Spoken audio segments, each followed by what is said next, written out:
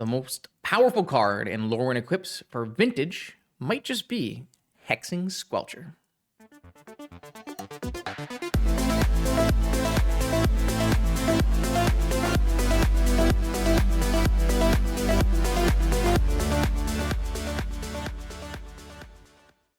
All right, welcome back, Vintage Gamers, to Lorwyn Eclipse Vintage. Today we are trying out the probably strongest card in the set for Vintage, this Hexing Squelcher. It is a Goblin, 2/2, 1 and a red. It itself can't be countered, and then when it is in play, spells you control can't be countered.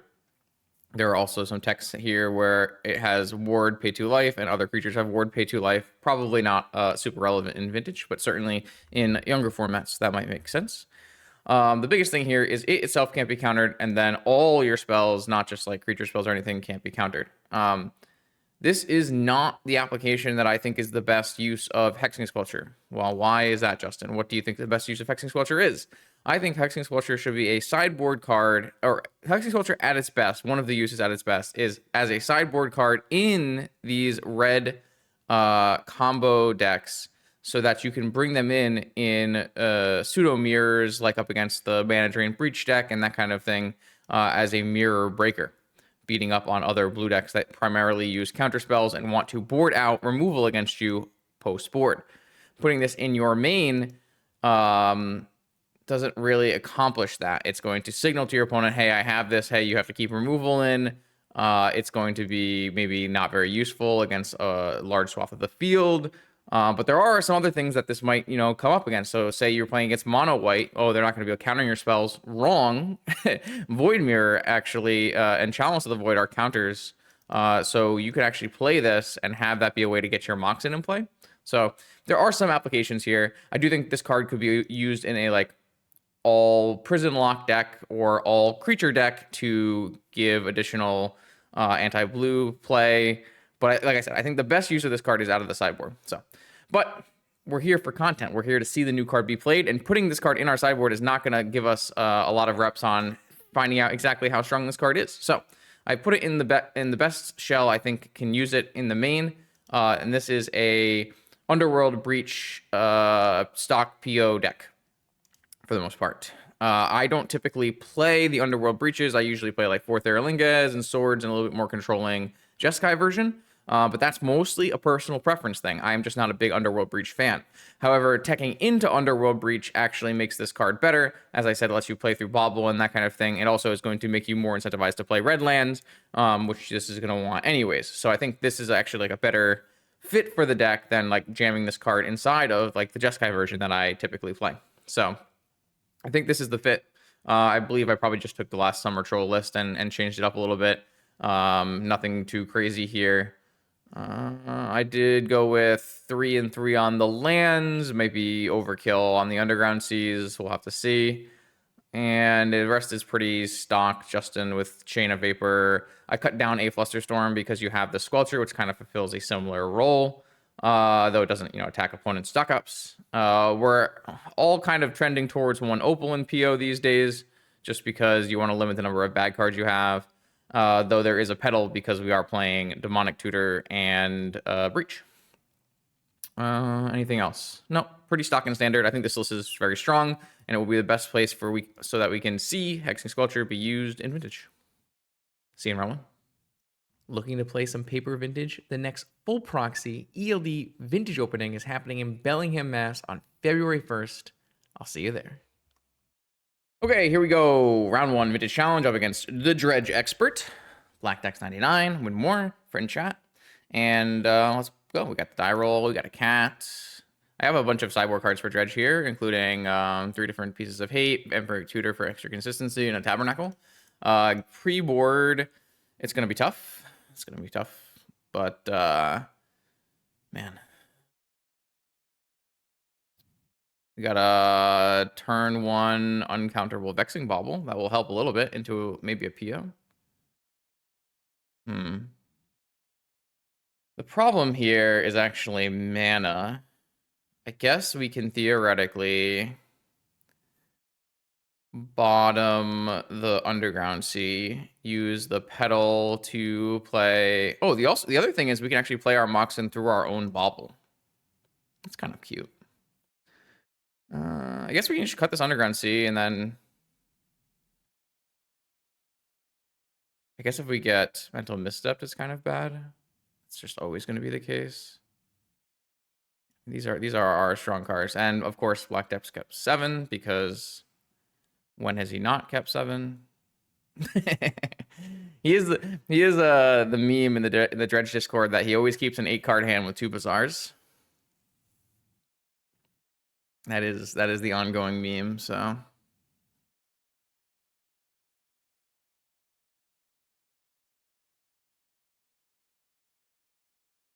one thing I do like about the Summer Troll list that I took this from is that it's very generic. It doesn't have too many like narrow cards. Like there's no Soul Guide Lantern, there's no Swords to Plowshares.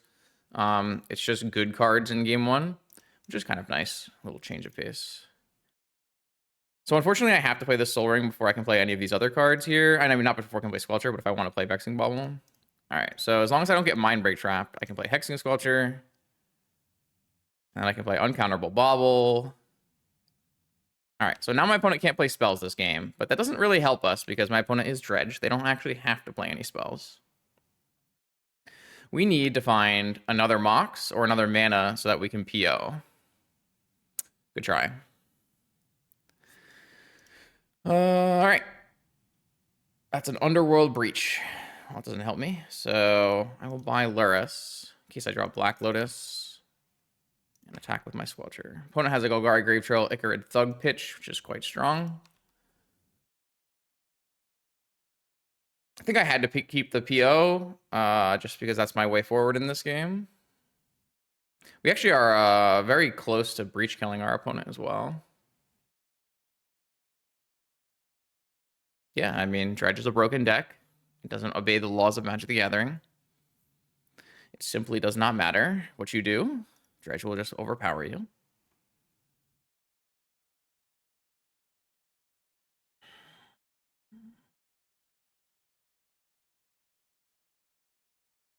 Flame of Venor. So there's currently 1 Icarid and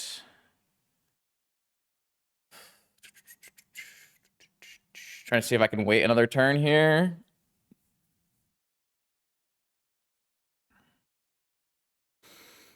Also, my opponent can still have forces in their hand.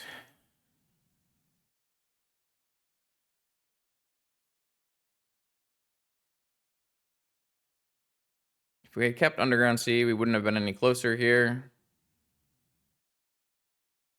I think playing Squelcher Bauble was like my best chance of putting uncounterable play into play, and then I just needed to draw a little help to get out of it. So I can chump with this thing if I need to. Unfortunately, it's not a wizard. It'd be pretty sick if it was a wizard. Okay, we are like super close to like being able to win with breach, but not close enough. 2 creeping chills. So that's half of the creeping chills. I might die through a block here. Going to 1. Should turn off fetches, so I guess I'm blocking.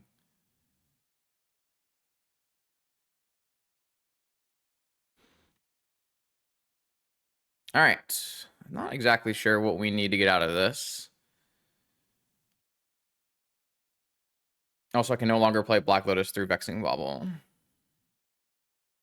So my opponent, who probably has another force in their hand still, is probably killing me. I don't know, does this deck have Tolarian in it? It does have Tolarian in it. Get probe. All right, well, I'm going to crack this Bauble and see where we go.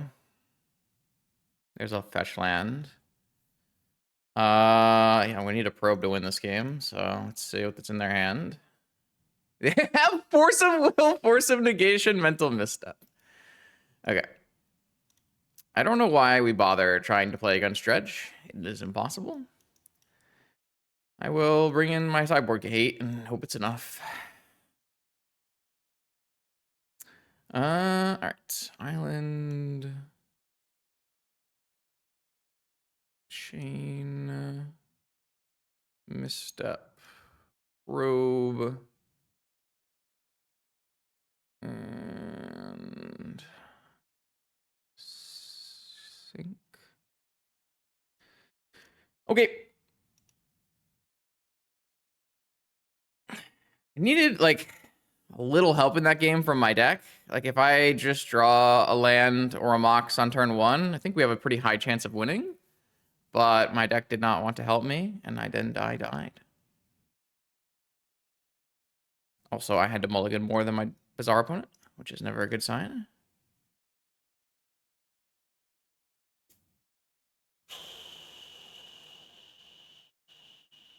God, this hand sucks.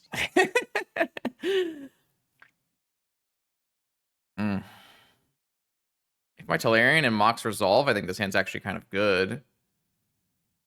But if it doesn't, Tolarian doesn't resolve, then I don't really have a play on turn 1. Oh, sorry, Tormod's Crypt is what I'm trying to say. If this was an actual Mox and not the one Opal, I think we would be a little bit happier, because then if the Tormod's Crypt doesn't resolve, we still can play a ton of Trap Trainer on turn 1. But it's kind of hard to mulligan this hand, though. I'll try keeping it. Mold of 6, mold of 5, mold of 4. That's good for us, for sure. Our hand gets better if they have less counter magic. All right, four card keep from the opponent. Let's see what we can do. Our goal this game is to get a Lurrus Tormod's Crypt loop online. I think it's pretty close. If someone mulliganed this, I wouldn't be surprised, you know? Pedal Jet Force. Let's just get a jet. I don't think a force makes any sense here. Am I going to hold this in case my opponent has a vigor? No, because I can get griefed and chaliced.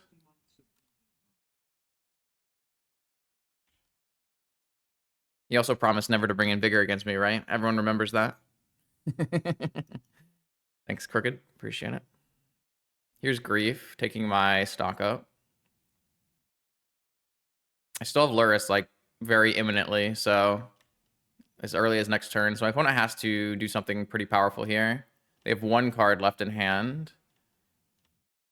So I'm going to keep this Tormod's Crypt in play because it equals 2 mana. And then I am going to buy Lurrus. Play Lurrus. Tormod's Crypt my opponent. Replay Tormod's Crypt. Okay. That is exactly how I wanted that game to go. So I think the only reason this worked is because my opponent mulliganed, but at some point my bizarre opponents have to mulligan, right? Like, it has to happen at some point. All right, that was cute. Do it again.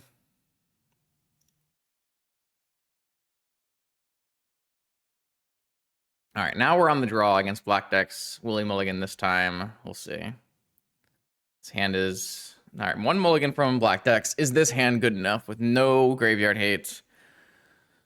I don't think so. Again, if this Opal was one of my good Moxen, maybe. It's missing too much. We just mulligan it.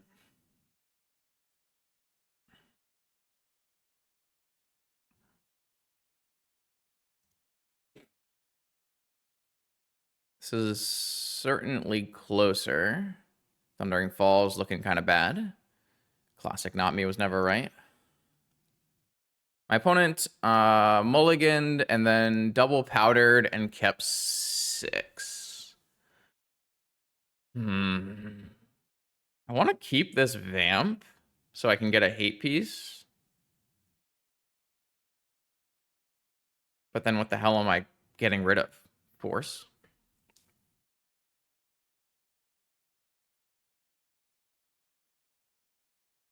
Why would I put back PO when I can put back Force?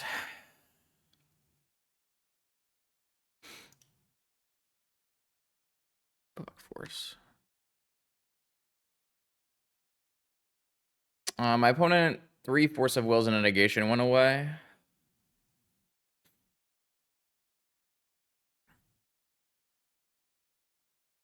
Pretty close to a brain freeze kill.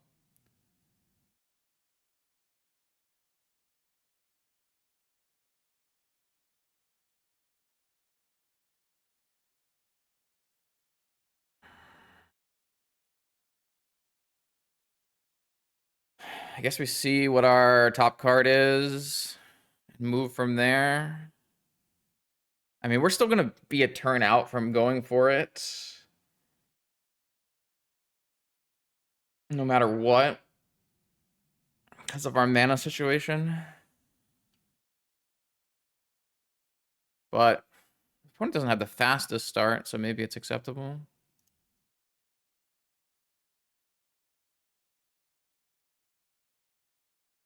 I think I keep that on top. And we can get rid of it later if we want.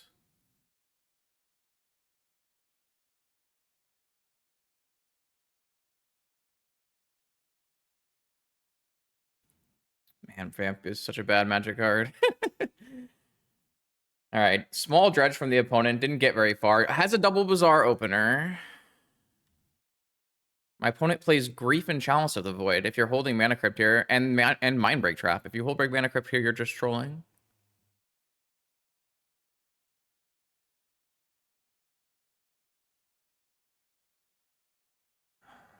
So I think...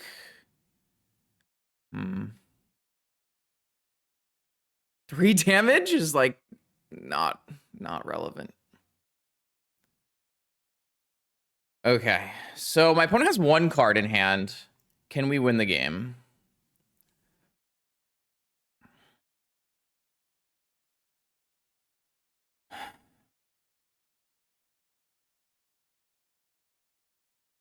I can tab this. I just don't know that that's actually a good use of my mana because my opponent will have 1 Icarid and double Bazaar after we tab this.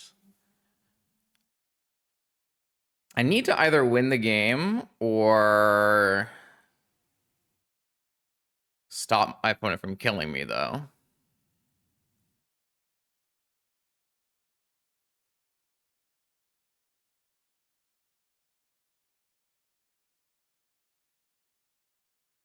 Also, how does Vamp for Breach win? How are you how are you paying the mana that we need to go Vamp Breach? Yeah, I have a Soul Ring on top, but I just don't think I'm living through a whole turn here. I can just keep my Soul Ring and PO for 3. That has its own problems. I could keep my Soul Ring, Vamp for Tabernacle, and PO for 3. Could be good. Well, I won't have any colored mana, so it depends on what I draw off of my... I guess I would only draw 2 is the problem. Oh, it's all so bad. It's all so bad. I have to either kill my opponent or get a Tabernacle.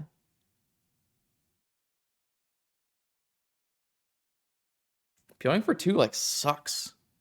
But, like, also waiting and just, like, getting a Vamp for a Tabernacle also sucks. Like, it's just not very good. I think POing for 2 is better, though. So what I'm going to do is I'm going to draw the Soul Ring. I'm going to PO for 2 and Vamp for a tab, and then try to win after that. I just don't think PO for 3 is winning from this spot. There too much needs to go right for that to be the case.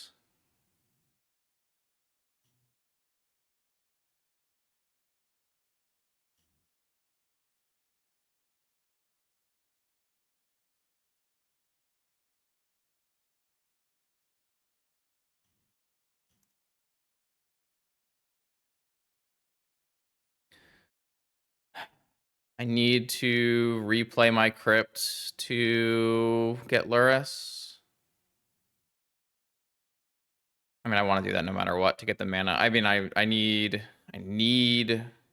action no matter what. Might just die, right? There's one chill gone and there's one Icarid. Probably just die.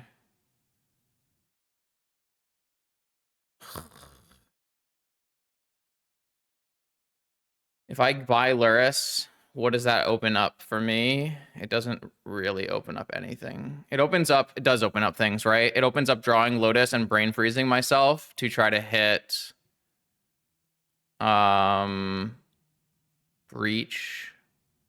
So if I play Tabernacle and I have Lurrus, I play Lotus, I Lurrus, and I can brain freeze myself, but I might still have enough mana to do that. Play this, buy Lurrus, play Lotus. No. So yes, play this land, but then I won't have enough mana. So if I do it now, I'll have enough mana to have a Lotus.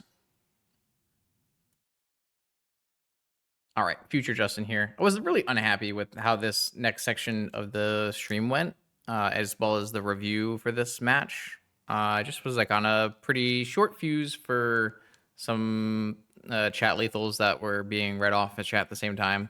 So, and I really just didn't like it. I'm gonna leave the VOD up on Twitch, so if you want to go see it, by all means. But yeah, I just wanted to make sure that this ending of this game was a better product for the YouTube watchers, and everyone can exit this with a little bit more usefulness than was displayed on the live stream. So basically, after this point, I have already vamped for Tabernacle, and what I discover is that I made a mistake, and this Tabernacle is actually not going to save me. Why is this Tabernacle not going to save me? So my opponent currently has Imp and Thug, and so they can dredge. Say they were not to hit any other dredgers, they could dredge 18 cards in their upkeep, and then another 5 in their draw step for a total of 23 cards. And then they would be able to hit Creeping Chills plus Icarid and kill me. So like that's if they hit no other things. They could dredge 23 or 25 cards. So if like the last card in their hand was a Creeping Chill, I could live. Or if they didn't get to 25 cards, I could live. But like they're going to hit, they can probably hit another Stinkweed Imp. They can hit Golgari Grave Troll. So it's like it's not 100% lock that they can kill me through Tabernacle, but it's like very close to 100% lock they can kill me through Tabernacle. So what ended up happening here is I realized that, and then I hear about a line in chat that can never win, which is not Tabernacling and brain freezing my opponent in their draw step, which my opponent would simply kill me by attacking and not do that. If I have to play the Tabernacle to force them to activate. What ended up happening here is Black Dex actually had a third Bazaar, and I was deterministically dead. He goes through the whole deck and kills me. Yeah, so obviously like the line in chat that made me mad was like the brain freeze line that just never will work. And unfortunately, this is at the point where I've already vamped for Tabernacle is when I realized my mistake and Tabernacle was not a valid vamp target. So what we did afterwards was we did a discussion on, well, if I can't vamp for Tabernacle, which way is the best non-deterministic combo kill line? And we're going to go over that couple of different non-deterministic combo kill lines. But also we ended up founding a deterministic combo kill line. So let's just talk about that really quickly too. So right now we have a Soul Ring at the top of our library. And it's actually a really good card to keep on top. It's going to give us a little bit more mana and let us work towards a combo kill. So if I had determined at this point that Vampiric Tutor for Tabernacle was going to not work, in my head, I had two options that we talked about in the video. I said that I could not vamp at all and PO for 3. POing for 3 would be using this blue mana, using all of my colorless mana, and leaving me with a Petal. So I would be able to play Mana Crypt, Soul Ring, Petal, and I would have a land drop to give. So I'd have 3 colorless mana, a Lotus Petal, and a land drop to give with no guarantee of any kind of pushing forward.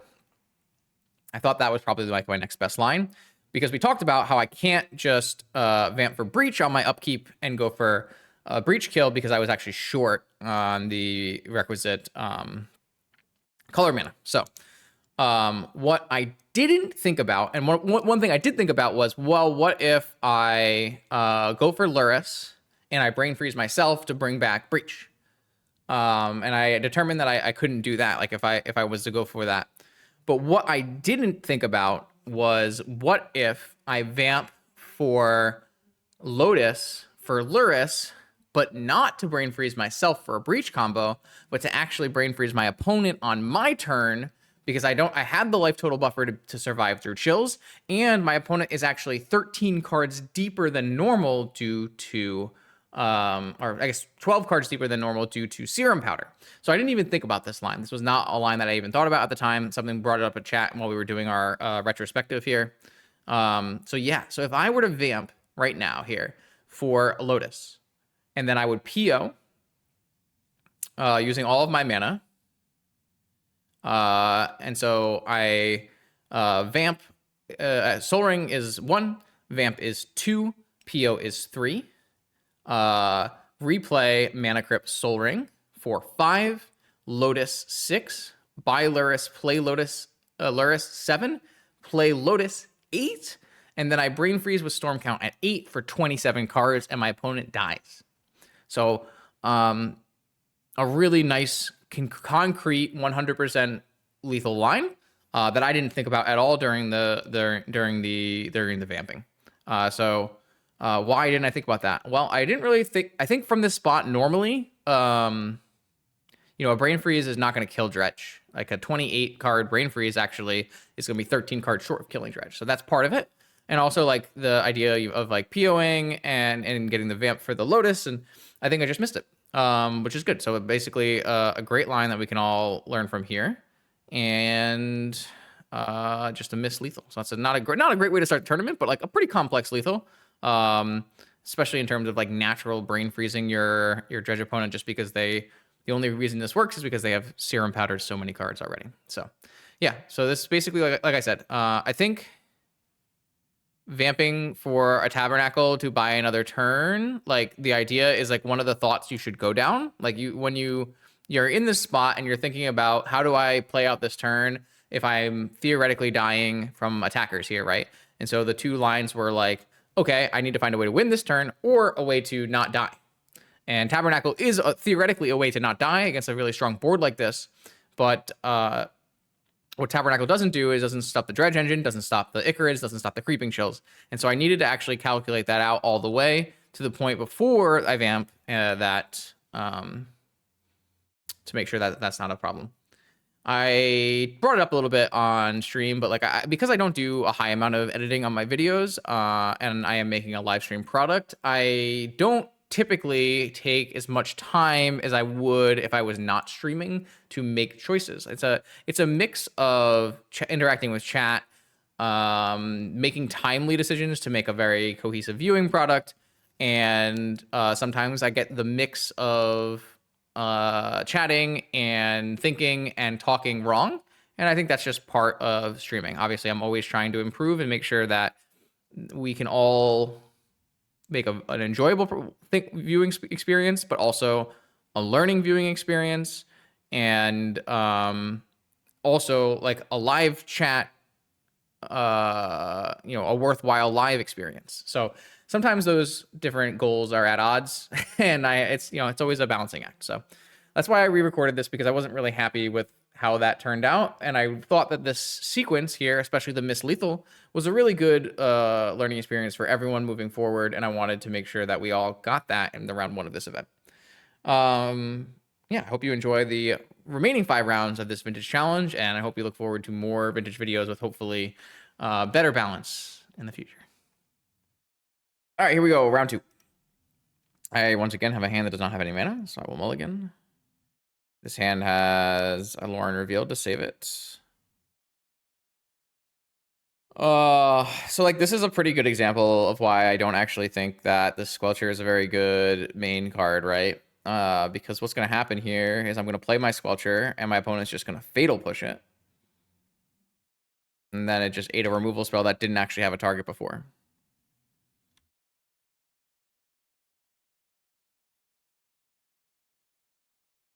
And there's really not much we can do about it.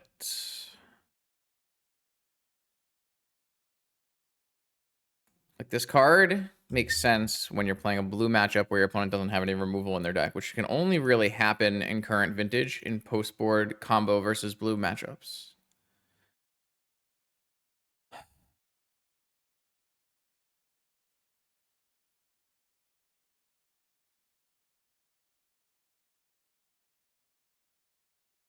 Pretty sure I'm supposed to play Squelcher first.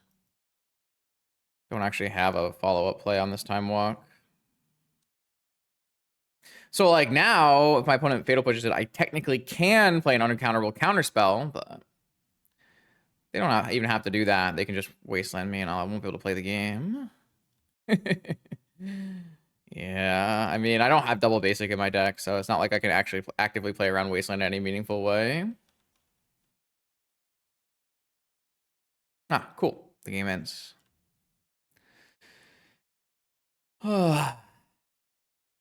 Can't attack anymore because I can have Bowmaster. I mean, I can counter Bowmaster. Maybe I just have to. Maybe that's fine. Like, what am I using this PO for anyways?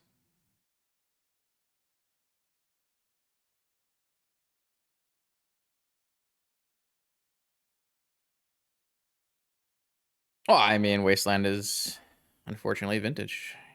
There are many games where you don't get to do anything.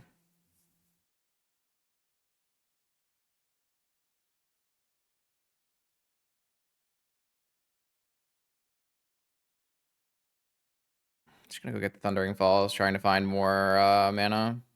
It's pretty good. I've been very lucky here. I've drawn very well. Hit a bunch of mana. So now I feel like I can't attack into another Bowmaster though, because I actually am hitting my lands.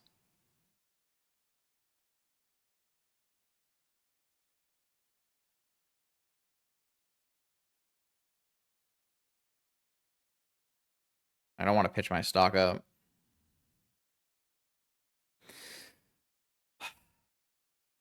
Well, now I don't have anything to go. I mean, I can just wait here because now Mist Up covers me from things, so I can resolve stock up. I'm just gonna pass again. I don't have to be aggressive because the reason I was being so aggressive on the first attack was because I didn't have any lands, right? So there's a pretty high likelihood that I never get to cast another spell in the whole game. The fact that I did draw lands means I can change. Yeah, sure. It means I can change my game plan slightly.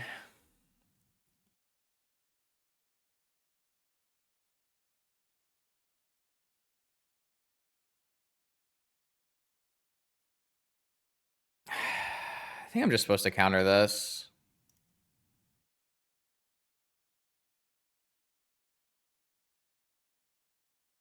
TT is fine.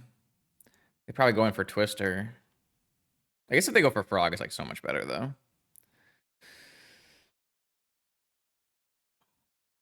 The problem is, even if I counter Twister, I just like, what am I even doing? Like, I'm not actually progressing this game in any way.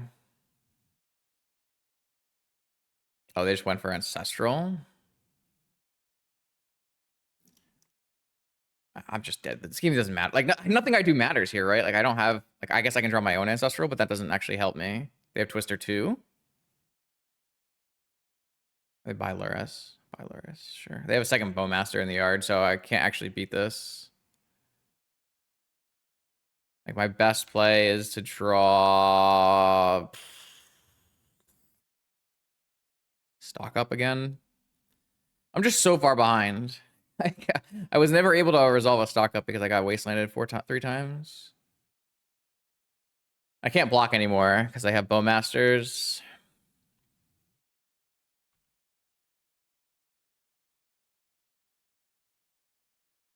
Also can't draw cards. So Ancestral's off the table. PO's off the table. I actually think the Sculpture ended up being okay this game, which is kind of interesting, but like not good. Yeah. All right. I think we're just dead. Not sure I could have done much differently in this setup. Like, I'm just going to die every time, right? Could I have changed anything I did? I mean, I could have let Ancestral Resolved and hope to draw land for stock up. Also, don't have Dress Down in my deck, which I kind of hate, because like this is a spot where you can do Dress Down things. I guess Dress Down does not work very well with Hexing Squelcher. All right, kind of bullied. Unable to scream. Let's get rid of Opal and... What does Breach cut in this matchup? Like 2 POs.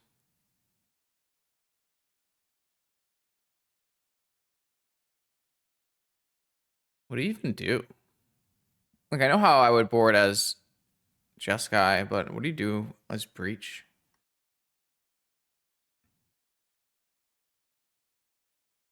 It's not actually straightforward to me, because you don't really want... I mean, maybe I can get rid of these forces. 3 forces. I don't mind that.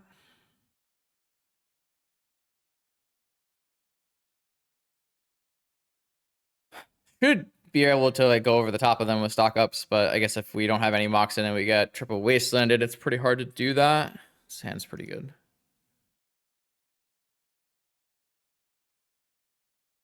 Kind of an awkward hand, actually. I guess we just go for Ancestral. It's not actually that awkward, right?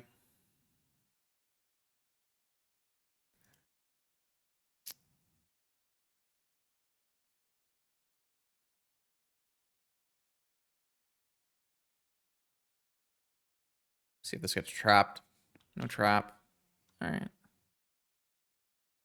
Yeah, I don't think Ancestral is like a bad DT for them. I just don't know like if it's better than going Twister or Strip Mine. Force, pitching, Spell Pierce. Sure. Do I have Kick Trainer next turn here? 1, 2. Wait, Wasteland Soul Guide. Okay.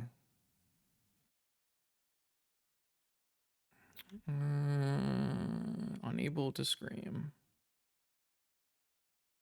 We'll cast Thunder Trap Trainer.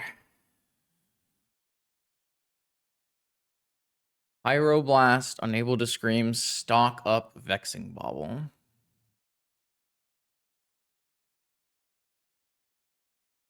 I like this Vexing Bauble here.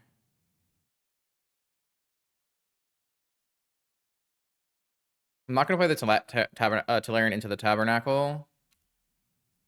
Well, I'm like pretty sure I'm going for... I guess Lurrus is maybe not that good. I don't know. Yeah, maybe I should just go on Stonks then. I don't know. It's like tough to resolve here. Why are they just holding Wasteland? Bowmaster? It's gotta be Bowmaster.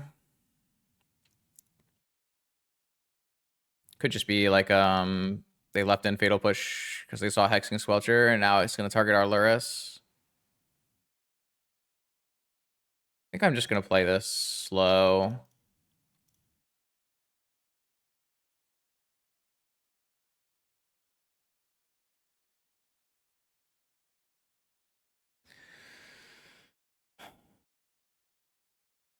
Oh, drawing a card with Lantern. That's really good for us because we can go Lurrus, Bobble, replay Bobble.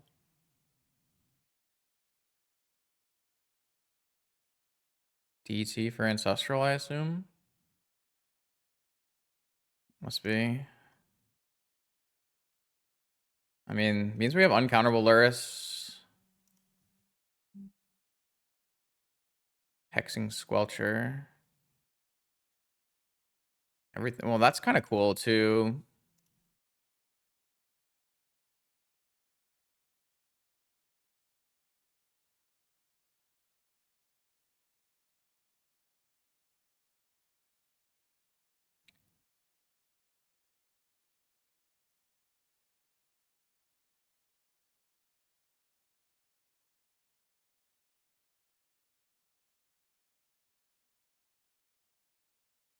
I feel like getting this Tolarian Wasteland is not even that bad for me here.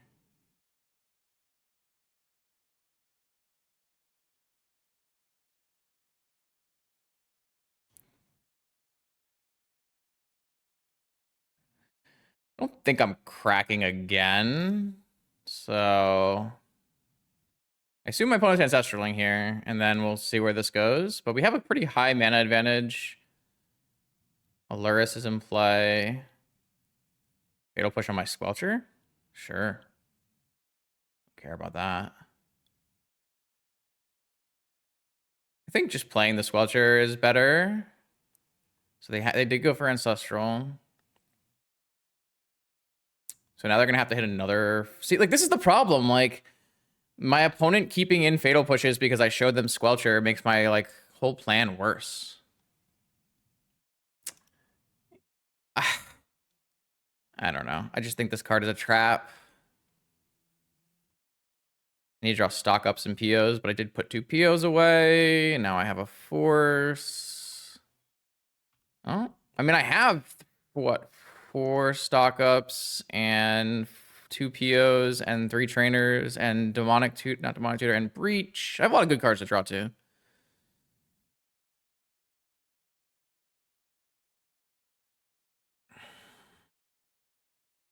I don't have brainstorm in my deck, right? So I can just fetch.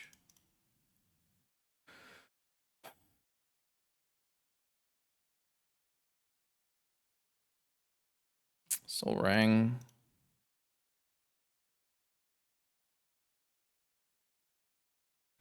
Can't really attack here because of Bowmaster. I don't want to counter Bowmaster, so Brainstorm. They still have Lurrus. I think this Brainstorm's fine to counter. With a fetch land, it's just like one of the most powerful things they could possibly do in the spot.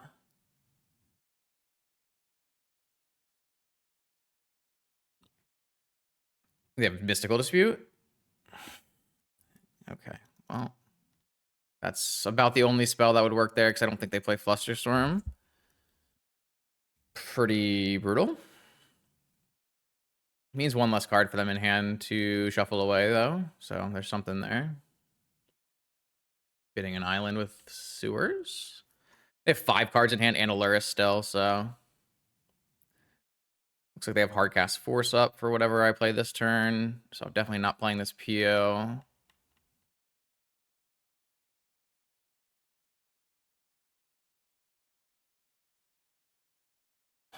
As a Bowmaster, I'm gonna definitely respond with PO on my, I think on my non-bobble.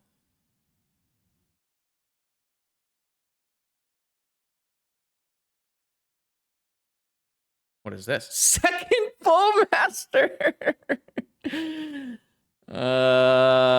Sure. Okay. I don't die from it. But Unable to Scream is certainly not great against it. And Fatal Push on my trainer. Yeah, I think this Hexing Squelcher card is really bad. Holy hell. All right, so I don't have Dress Down, but I do have, like, Time Walk Unable to Screen to go through this, so I think this is fine. I take 1 hit here as long as my opponent doesn't have Twister or Time Walk. I'm fine. 1 card remaining in my opponent's hand. Another Bowmaster by Lurrus. Okay. So I'm going to be at a small number. I should still be able to do everything, though. I wanted to not have to recast Bobble. Oh, you're right. I have to replay my Moxen. So yeah, I should have just picked up Bobble.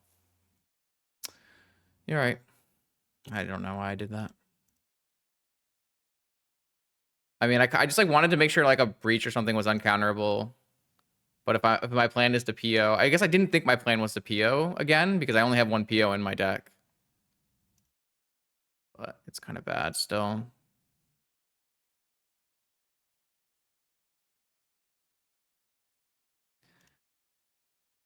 Yeah, that's actually really bad now. Time Walk.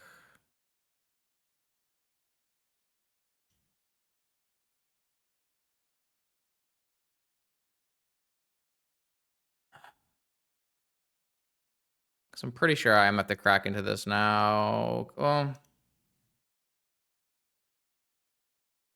I crack into this, I take 1. I replay both my things, and I don't cast Stock Up into Spell Pierce.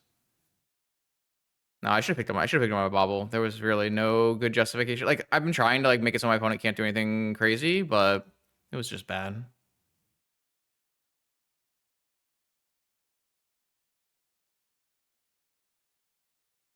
How much mana am I gonna have?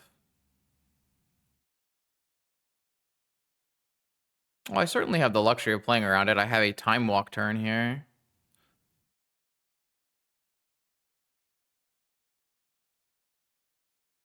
All I need is to find a breach, really. I just need my breach to resolve.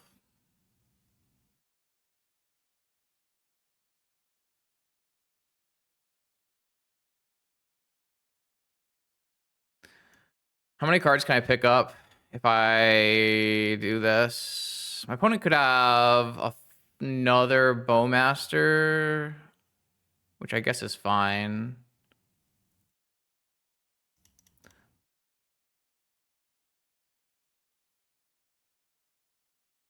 It means I'm not POing, but it also means they don't have a counter spell for stock up, so it's third Bowmaster. Okay, it means I'm not POing, but it means their hand is lurk. So like unless their last card is Daze, then I can resolve this stock up because they have a Lurrus in their hand.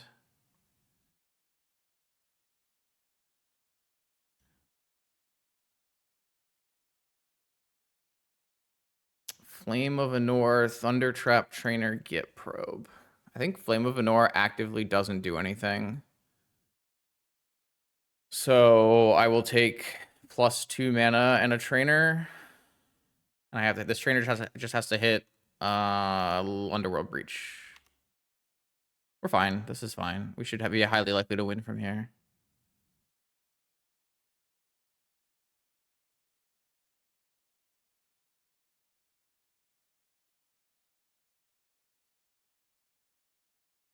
Like, yeah, I can't draw cards, but I don't think we need to from this point. Oh, man.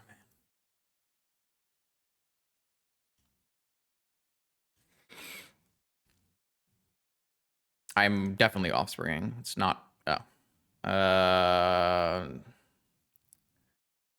Never mind.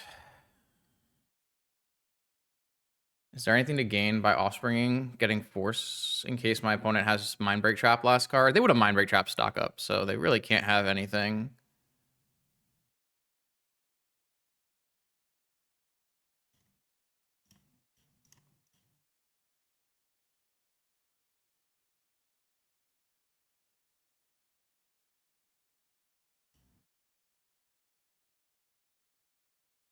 Oh, they have Mental Misstep as their last card. Okay, cool.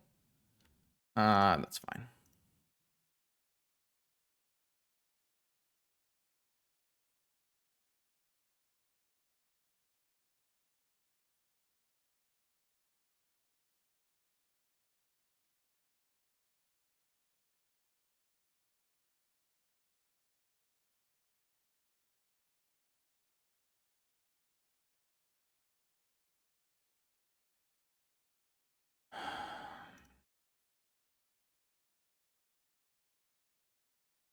Cool.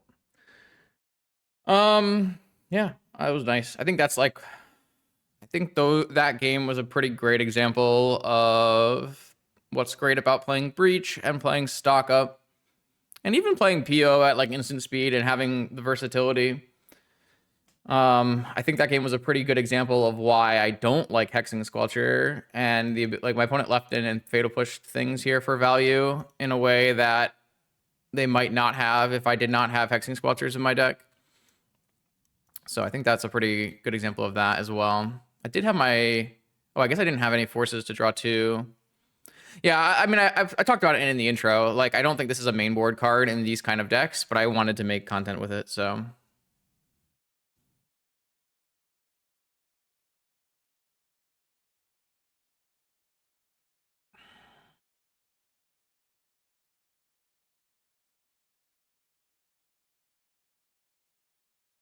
Yeah, I think I just thought this was like if there was a deck that was good and played Squelcher in the main, like this is probably the closest one that would be, right? So that's why we did it. Okay, this is fine.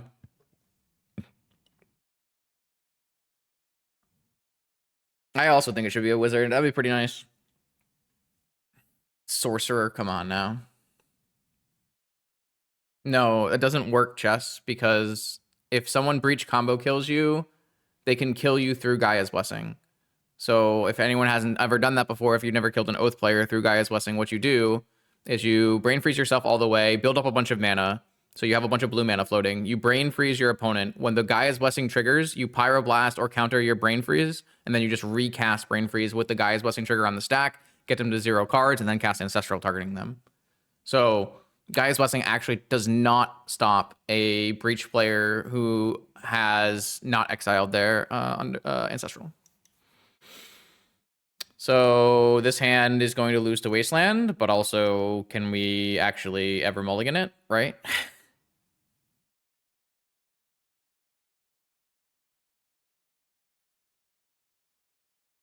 I'm sure, yeah, I mean, people will still leave in Fatal Push against my 1 Lurrus. Like, they have done that, and they will continue to do that, but, like, it certainly makes it a lot easier to leave in, right? Wasteland is just broken. Yeah, it's not very close. It's a broken Magic card. Kept the card on top. I can't imagine that's good for me. Yeah. All right. Shouldn't have tried playing Magic. That's my fault, chat. That's my bad.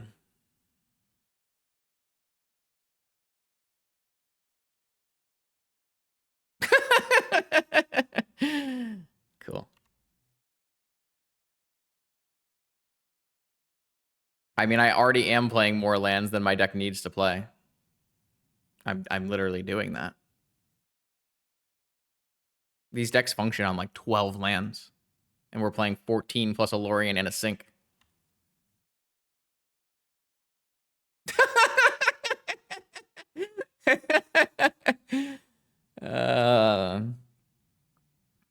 Yep. I didn't float a mana here because my opponent can just move to second main here. So it's not like this is a misplay or anything. I'm just saving us time. I know my opponent is going to do it. Like, it's not like they're a new player or anything. They're a pretty well accomplished player. So.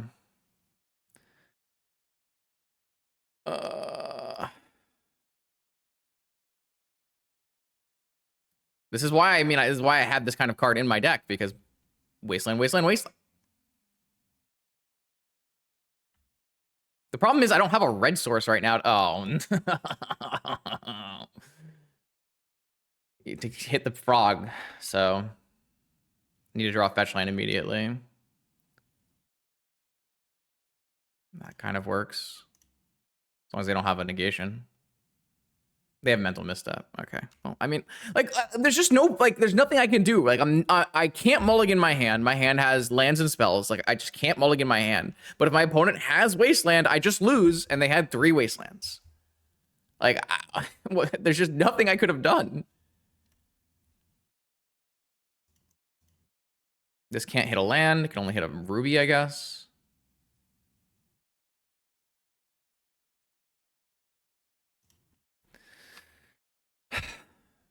I just don't have anything I can do. If I just like have a hand that has Underground Sea, like I can't, what am I supposed to do?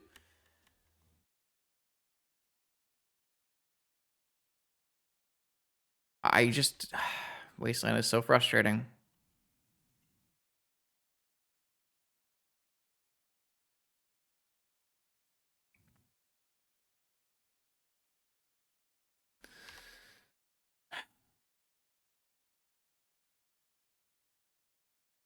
If I draw a black source, if I draw a Black Lotus, I can play like Squelcher, Uncounterable Flame, maybe.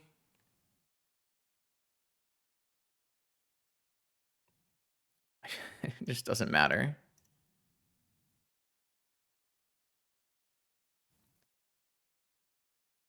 I'm not on 4 dual lands. I'm on like 7 lands. Like, you need to have enough fetchables, man. Like you're playing Lorien Revealed, and I don't know. Like fetches come with a cost as well. It's not like fetches aren't, you know, are free, man. It's I don't know that like I don't know that like playing like trying to make your deck better against Wasteland ever fucking matters. It just doesn't. Like sometimes I'll play like 5 basics and I'll still just lose to Wasteland. And so like I just don't know. I think you just chalk it up like Wasteland gets worse if I have Moxen. I don't have any Moxen in my hand. I don't know. Like that one I can't really feel bad about because I just did like there was nothing I could have done. I don't think like that hand is remotely in range of mulliganing, right? We can look like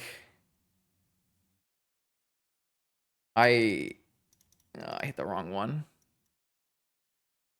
I don't think you're ever mulliganing this. Like you're never mulliganing this, right? Like I could have led on not I could have led on not volcanic. I probably should have led on not volcanic. So that if they only had 1 wasteland, I would have been fine. But they didn't have 1 wasteland, they had triple wasteland, right? And then I just never like I mean I drew pretty well, right? I kept a 2-lander and I drew Mox land. Mox land. I can't really ask for better draws. I just like but if I had a Ruby in my opening hand, like this game is very, very easy win, right? Like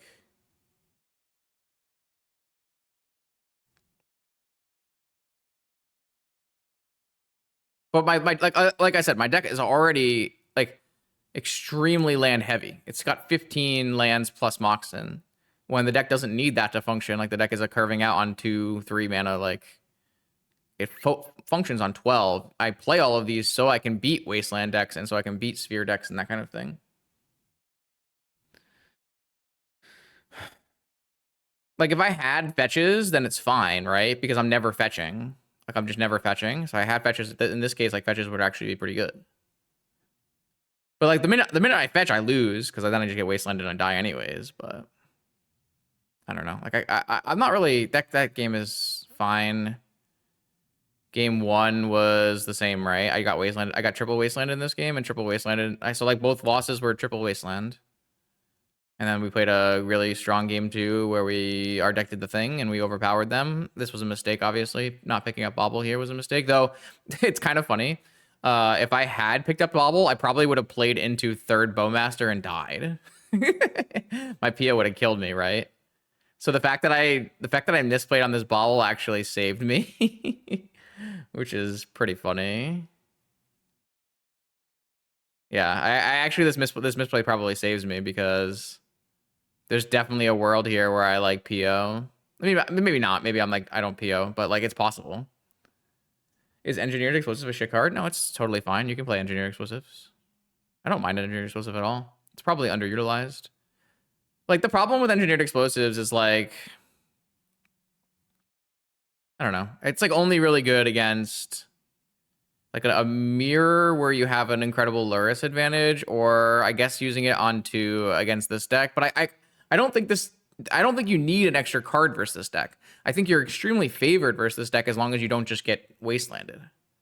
Like I think this matchup is really good. Like the cards in my hand are very good against like my opponent's not going to draw any cards this game is when this frog dies, right? So the problem isn't really that. The problem is more that I just like did not have the mana to kill the frog. But like don't know if that's yeah. But like to answer your question, no, I don't think Engineering Explosives is bad. I think Engineering Explosives is totally fine. It's probably underplayed because it's really good card with Lurrus. But yeah. Okay, round 3. Obviously, round 1 we punted away the win, and then round 2 we just got wastelanded to death. Let's see if we can't play well and get a win here in round 3.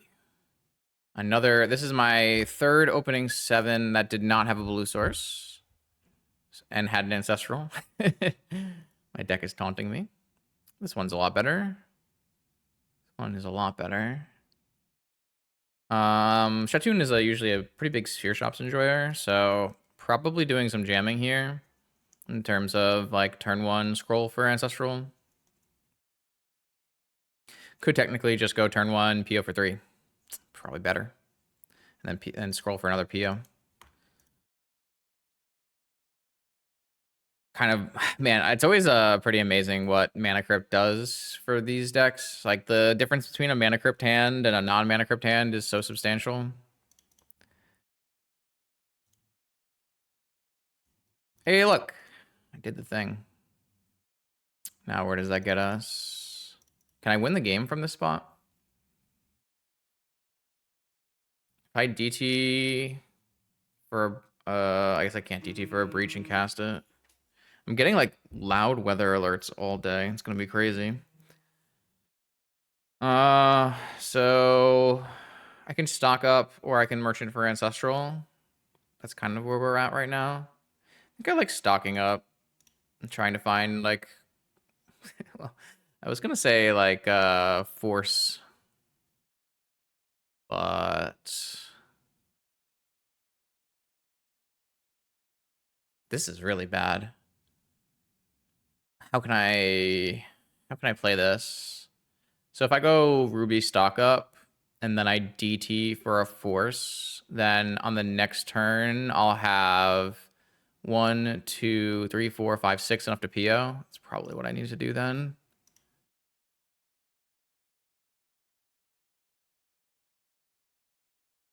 I don't really want to DT because I want to DT for a breach to go for a kill on turn 2. But like if my opponent plays a Null Rod or a Vexing Bauble or something, it's pretty bad for me. I think I just want to take a force and try to get to my next turn and win on my next turn. Maybe that's like too risk averse. I could go for like a chain instead. That might be better. Depends, I guess, on like how many block pieces they play on the first turn. That's 7 mana. I guess if they play like a Jewel or something, it's like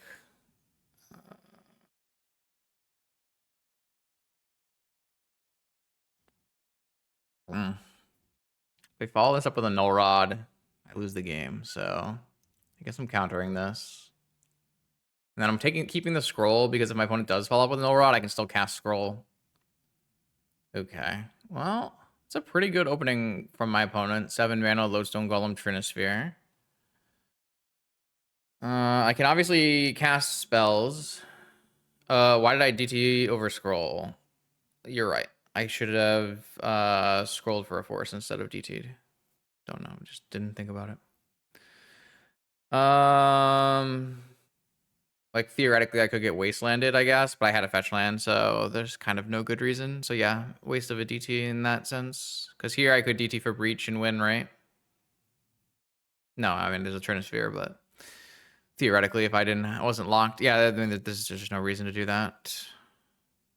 So I have 2 spells. I can go Merchant Ancestral. I can go buy Lurrus, play Lurrus.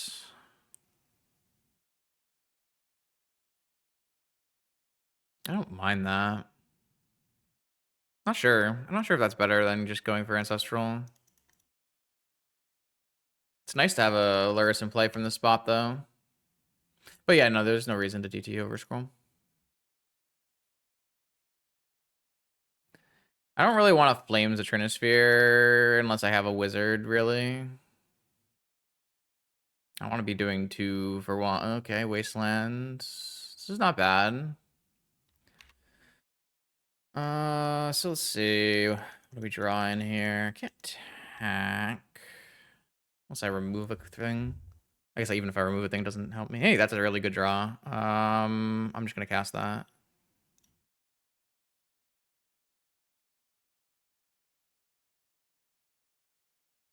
That's an insane draw, actually. Ah, man, this is just like the deck working at peak capacity. Jesus. I will take...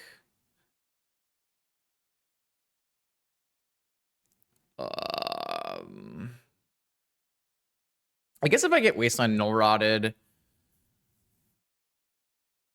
I guess I don't really have any counterplay to getting Wasteland Null Rotted because I'll be Trinisphered. So I'll just take a Flame. And I'll take a PO. Sure. Yeah, Wasteland Null Rod is definitely the worst thing that could happen from this spot.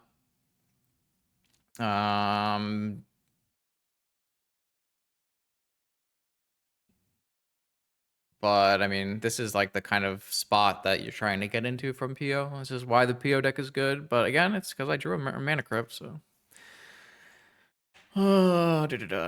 Sure, scrawling, balling. That is a bold attack, because then I can just block with trainer, and then I can replay trainer. Took another damage, took another life. I'm just gonna go flame, destroying and killing. Destroying this and killing this. And then I'm gonna go for a PO.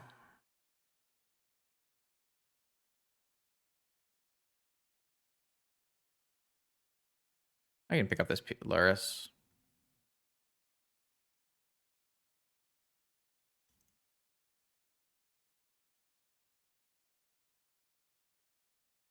I love flames though. That card is so sweet.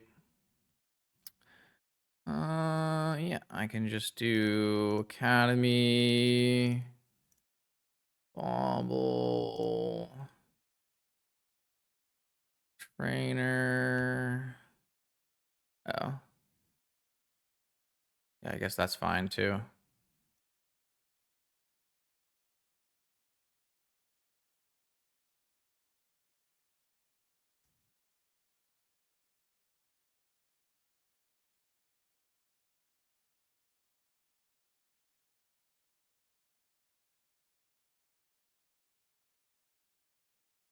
What's the Sean exploit that lets me stack all of these at the same time? Something with undo.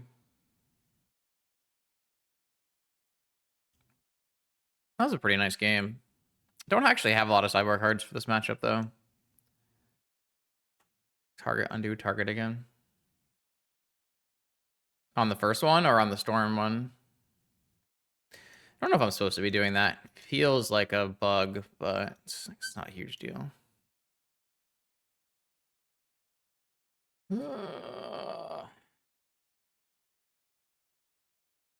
think this wants Vamp, right? It's not like I have a great anti-artifact card to Vamp for, but certainly don't want Hexing Squelcher, so.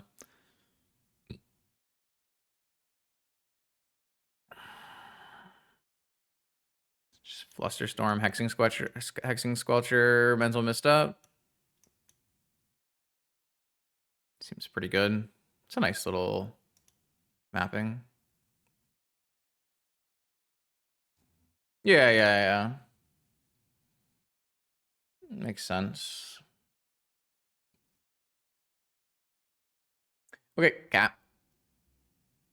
Another, I guess this one technically does have a land in it. Can't imagine I'm keeping this. Oh, I kept a Vexing Bauble in, so maybe the mapping is not that good. Because I could have put a, I guess I could have put a Unable to Scream for the Scrawling Crawler. Not the best mapping then. Or not the best sideboarding by me, not mapping problem. I mean, I did pull out 5 dead cards. Invisible Misstep's not dead, but it's pretty bad. Flusterstorm's dead, and Squelchers are dead, basically, except for Vexing Bauble. I can't imagine I'm supposed to keep this. Wish I had some more. I just need more mana, right? This hand has actual factual 0 mana.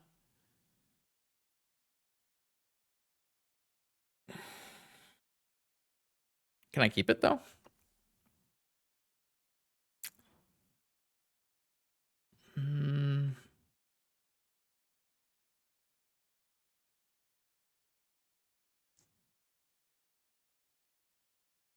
It's really good if my opponent goes all in, but if they go any kind of slow, it's really bad. I just need to hit. I mean, if I hit lands like this, like Trainer into Flame of Anor, counter spells for like the most broken lock pieces is exactly what we're looking for. It just doesn't have any mana yet. It does have a probe though. Let me try this. This might be silly. Leyline of the Void. Oh, perfect. My opponent mulliganed twice. That's great. That's not good for me.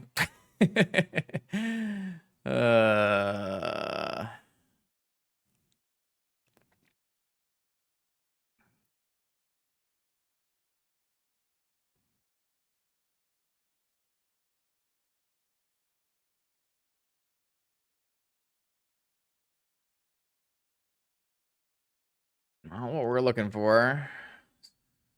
Spear Crawler. Oh, they don't have a Saga mana right now.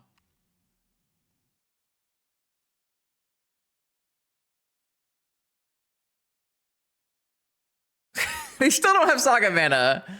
I think I have to let Crawler resolve.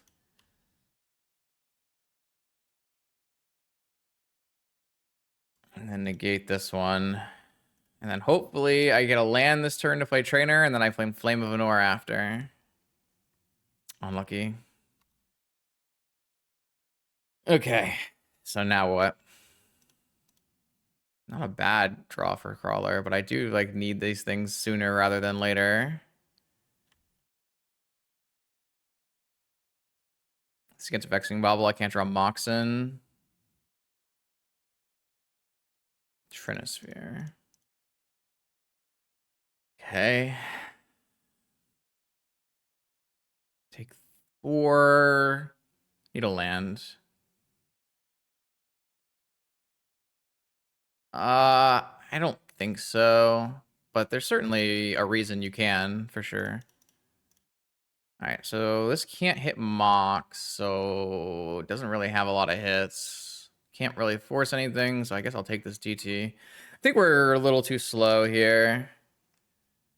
Maybe I do have to just consign the search and then just deal with whatever comes. Seems really rough. I'm going to give myself an opportunity here to draw in the land I need to cast Flame of Anor. All right. I think a land gets me out of this. I can kill Bobble and Crawler, and then I have a force follow-up. Underworld Breach. Cannot say that that is the one I needed. Looks pretty... all right, it's super lost. We almost drew out of it. Probably just a mulligan.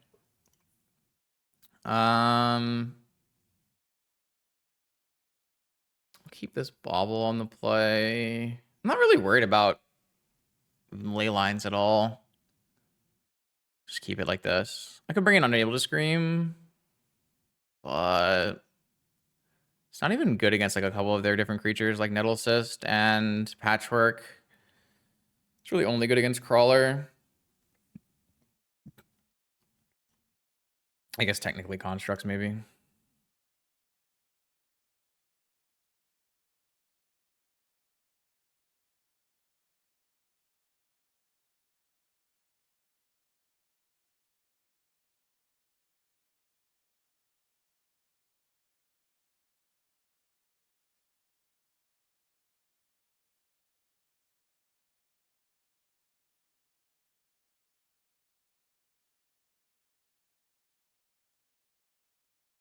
I really strongly dislike Needle for Wasteland. I really hate it. But it's definitely arguable from this spot with this deck. You could maybe play it over like a Taxian Probe, which doesn't really have a lot of value. It's just like not, in my opinion, a very convincing way to play the game out.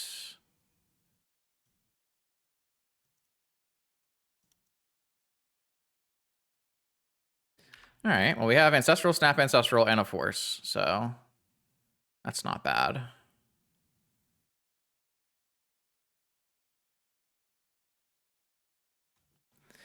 No actual, like, flames right now, but Wasteland is fine. We just cast Ancestral.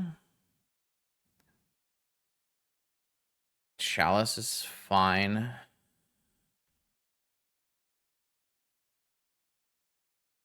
Play my tap land. Another land. I don't think I need another land. Workshop. Automaton. I think in this game I am going to force an Automaton. I think it's just going to give me the time I need to play the game that I'm trying to play from this spot. Because I don't have like removal or anything right now that deals with it. I just have Ancestral, which I want to play, so...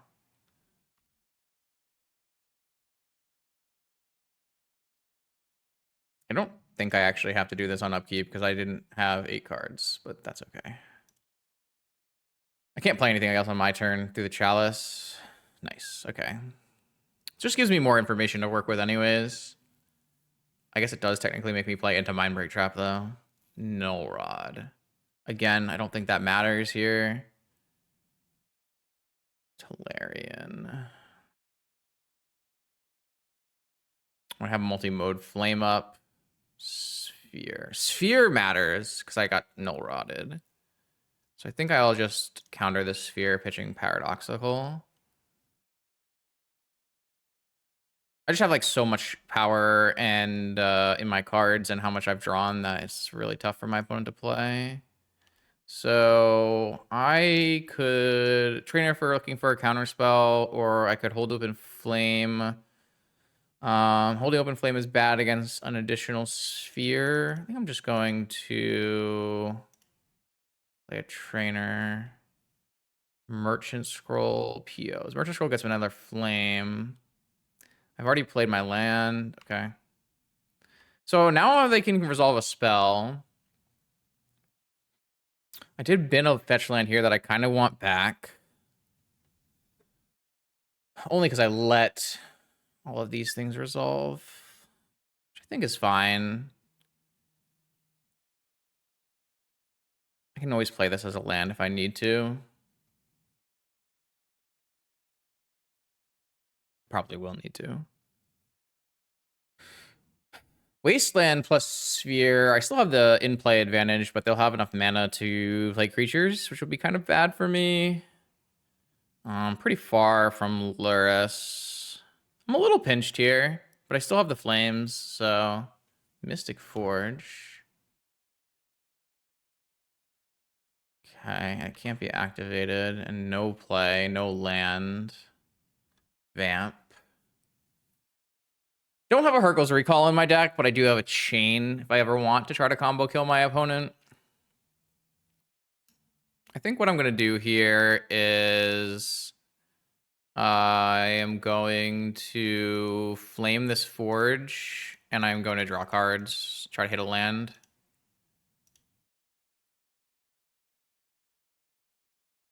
Okay, did not hit a land, so I will play this as a land.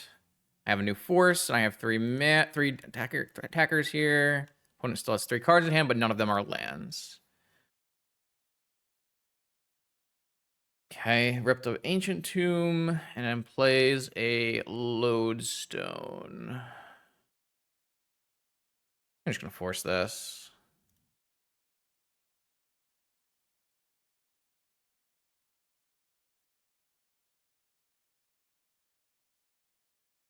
I guess if I get Wastelanded here, it's a little bit annoying, but if he plays like a crawling, or then if I hit a land, I can go like Merchant Flame. Nothing. Okay. Getting close to DT Time Walk Life here. I've cast Ancestral twice in this game. So my only thing I can scroll for really here, I mean, I could scroll for removal, or I could scroll for, like I could go for Chain, I can go for Flame. I can DT. I can buy Lurrus. Do I have Saga in my deck? I do. I think I like DT Saga, Merchant Scroll Flame.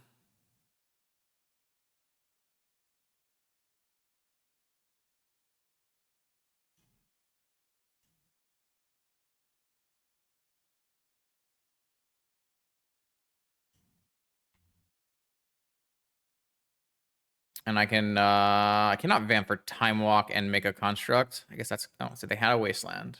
No, wait, they didn't have a land, right? They missed on a land, and then they played Ancient Tomb off the top, so they drew Wasteland for turn. Okay, well, my plan has been foiled. they definitely drew that for turn, right? This is a Stone Coil Serpent. I did not bring in... The only thing I have that answers that is a Chain, because I can't flame it. So I can just force this, and then... So am I vamping for Time Walk from this spot? Doesn't look like it. But I can't vamp for flame anymore, so maybe I should not have tutored for it. I can just vamp for a stock up if I wanted to, I guess. I guess I could vamp for Underworld Breach and then cast nothing. I guess I'm just going to draw and buy Lurrus, and then we can vamp for whatever we need at the end step.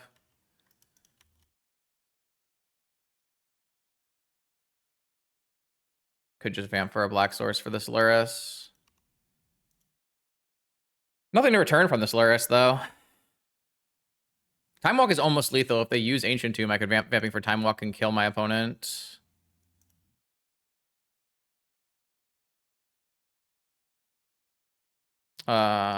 Breach still can't get Flame because we don't have enough mana. I think actually bottoming that, binning that Misty Rainforest was bad, which is interesting. I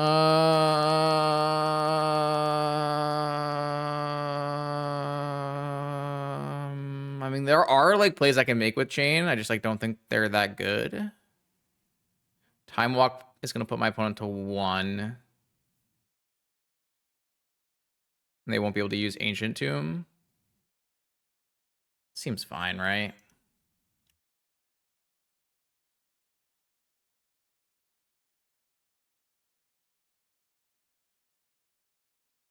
Can't use Ancient Tomb. I have 2 attackers.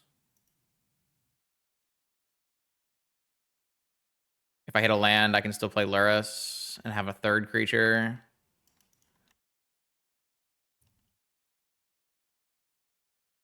It was an interesting way to play that game out. All right. Finally got a win. Just took a mana crypt. I'm not really. I am still not playing very well on stream. I am playing too fast, but it's always like a balance of like, because I don't do like significant editing on my videos, like part of playing fast is making an entertaining product, but it certainly is hampering the playing well. And it has to be a balance of playing well and playing fast. So I gotta continue tweaking, especially when it's a deck that I have less reps on. Okay, here we go. Let's continue the up and up. Trying to be better at Magic and stuff and things. My opponent has no Lurrus. I don't know that I like this hand against no Lurrus. I think I'm gonna mulligan. Don't know that I like this hand either, but might be good against some variety of decks here. Might be good against mono white.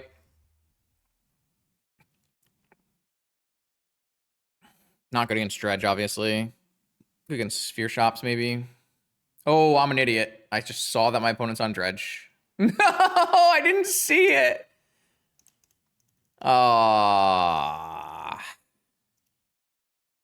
right, well, I did not see the thing in time.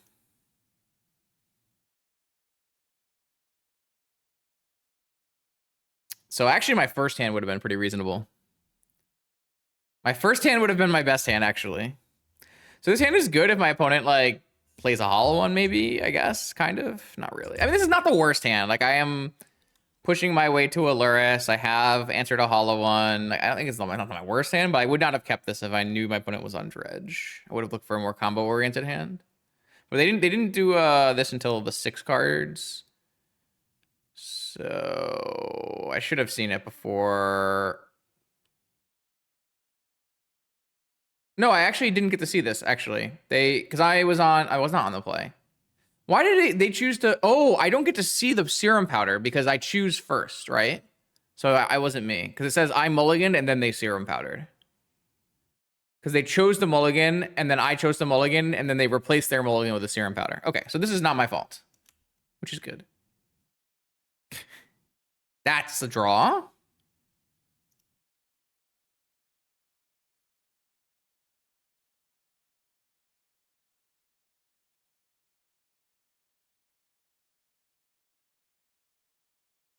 I don't know if it's enough, though. Like I can get a Lurrus going, but I don't have like a Soul Guide in my main right now. It's like might just be too slow on the draw. I mean, I can just kill this hollow one for both of my lands or both my things. I don't know.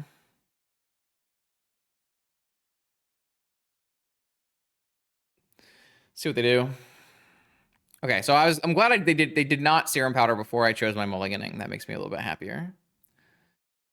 Kind of an interesting thing to know about in paper, chat, is that if you're on the play, then you say you're going to mulligan, and then you wait and you see if your opponent says they're going to mulligan, and then you replace your mulligan with Serum Powder. Is that how it actually works in paper? Must be, right? My opponent hit Narcomoeba triple prized amalgam. Fantastic.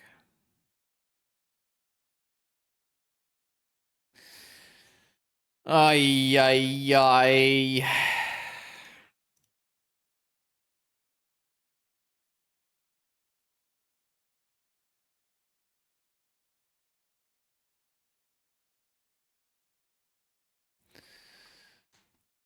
All right, so I have to win the game on the next turn.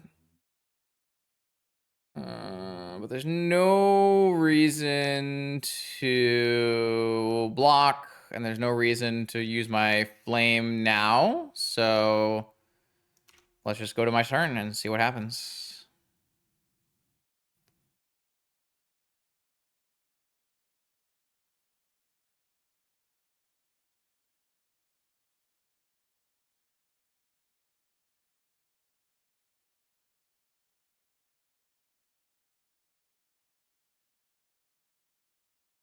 Thundertrap Trainer. All right. Seems good.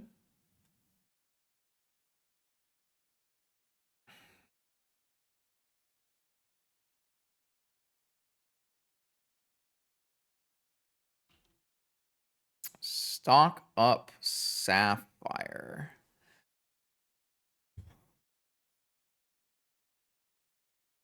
I can destroy Hollow One and draw 2. What would I might have nothing in my yard, right? Pretty far. If I take stock up, I can still draw like exactly Breach Freeze or something off of it. Seems like that's a better way to go.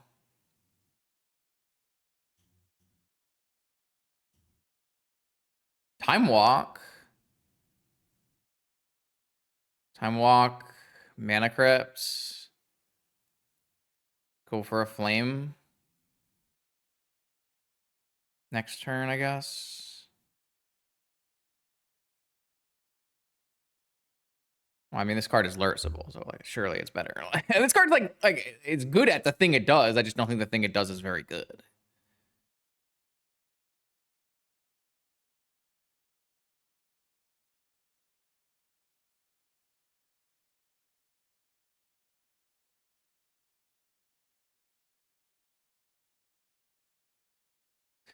I guess I get to attack. Get in there.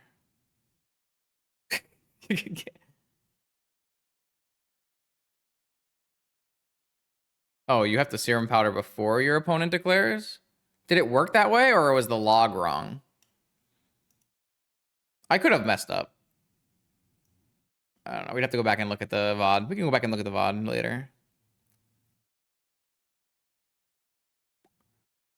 Yeah, that's a good one. I'm gonna pick. I don't need to pick up Hexing Squelcher, right? I mean, I can pick up Hexing Squelcher because the opponent Dredge, so they can't have a counterspell.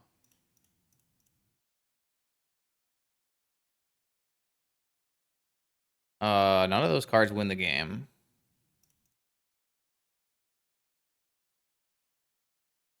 I mean, we are now a breach away from winning the game, and we have multiple Thundertrap trainers, so surely we don't have a lot of blue mana. Should I kick this then? No, I can't kick this. One breach for the fam? No. I also lost Academy. So now I have to cast stock up, right? Oh, wait, no, I can take the Sink into Stupor as a land for turn, right? I can use... Yeah, so I have one more Thunder Trap Trainer, and I can still Breach and win? Okay.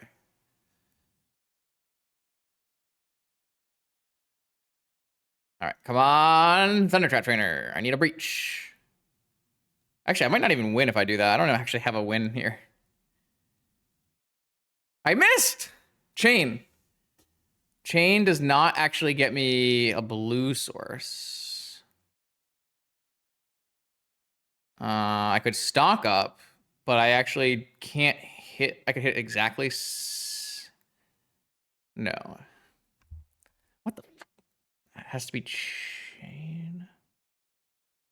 No, I don't think there actually is a pair of flame hits that are good.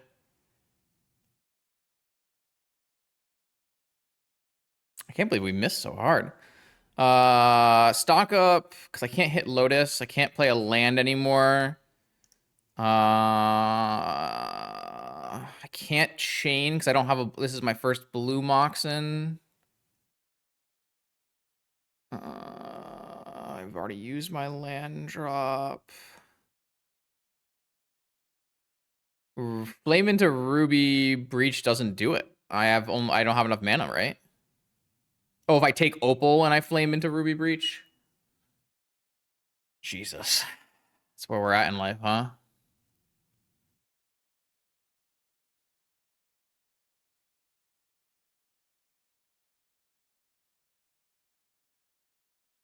I have a Black Lotus is my first spell, and then I don't know. I mean, like, we're not getting very. I need a PO, really, is what I really need to hear. But I couldn't have PO'd anyways. I can't get Tolarian, can't get Time Walk. I think I just bricked. I'm really surprised we didn't win this game. It's really surprising.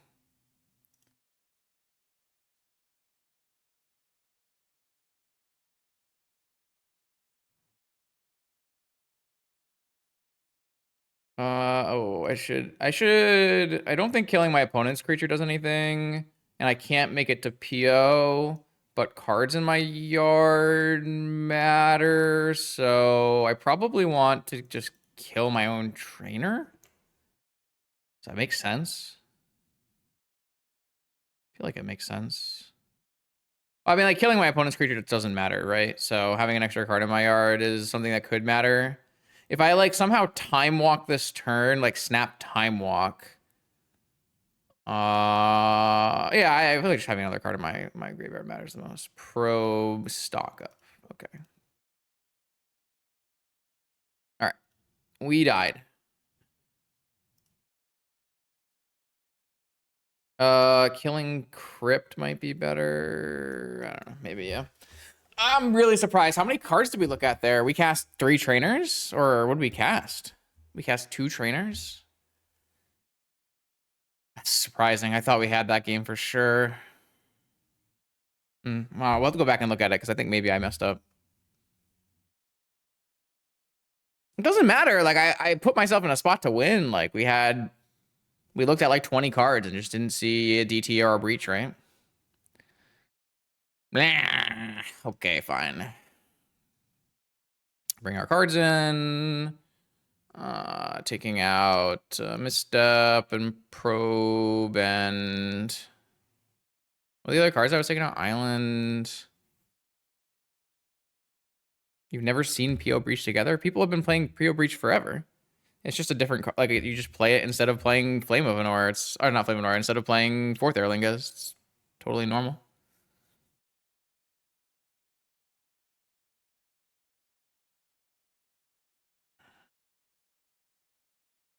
I actually have quite a bit of interaction for you, Winmore. Like, it's not a small amount. It's not a small amount of interaction. The fact that you I didn't have any for your all-in hand that didn't have any interaction of its own is pretty lucky, I would say. What was this 5th card I was taking out? Oh, I think it was the Sink.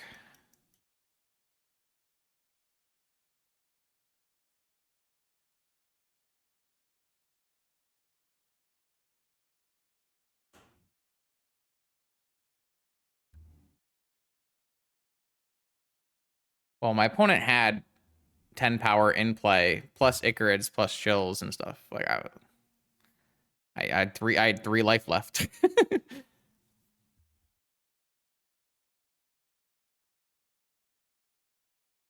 How wasn't I dead, I guess, is a better question.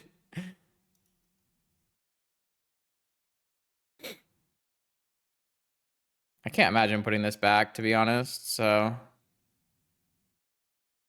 Trainer hits all of our non-tabernacle hate. They kept 7.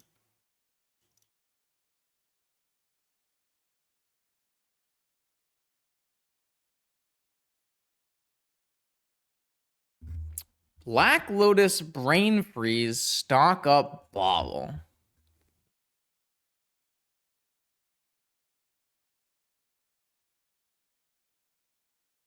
It's just Bobble, right?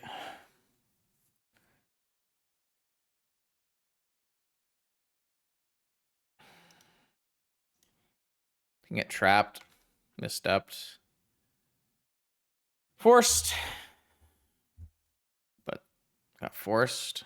Pitching force.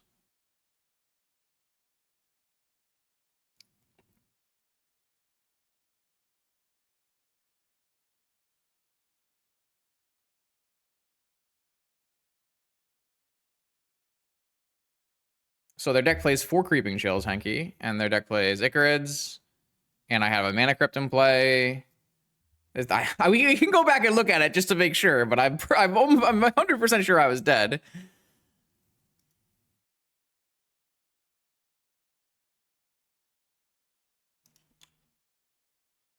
Definitely not spending energy on that right now.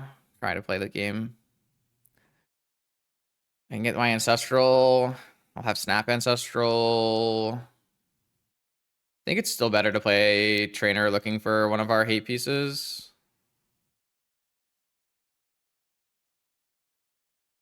Especially without fetching. So we're looking at 4 fresh ones as well. There's a Tormod's Crypt.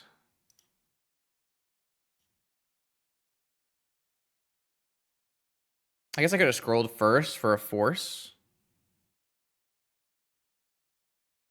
If they have another set of forces.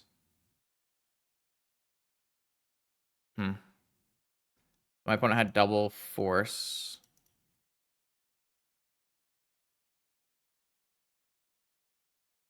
I don't know if that means it's correct. It means I'd get a Tormod's Crypt. Is getting a Tormod's Crypt better than getting an Ancestral right now? I don't think that's a straightforward answer.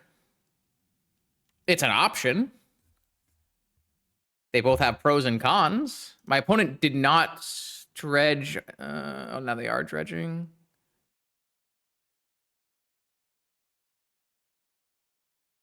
I guess draw step makes sense. There's no reason to upkeep.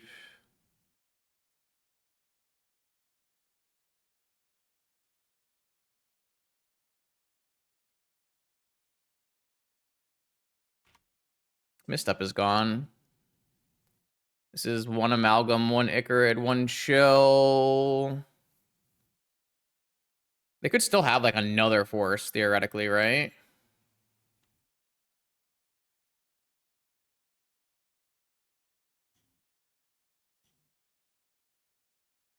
There's a Soul Guide Lantern. And a PO and a Snap. Should be enough to overpower them.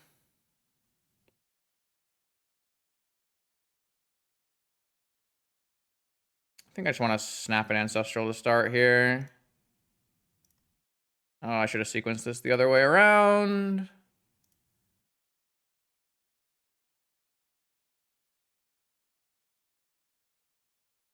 I am not convinced that I was supposed to scroll for a force there. I think it was an option, but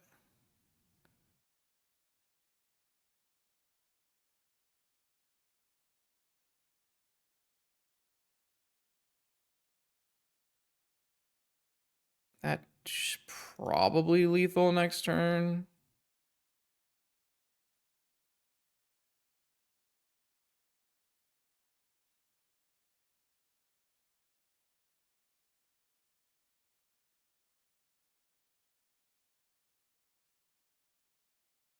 Is it worth it to respond to this? 3 life. Probably blocking 1 creature. I guess I could block 2 creatures if I wanted to. Every creature I keep makes my POs better.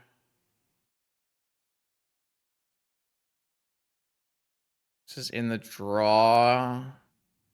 I could technically, if I let my opponent just draw with Bazaar, they could find forces. It should be kind of bad for me in this spot. I guess it's not that bad for me in this spot.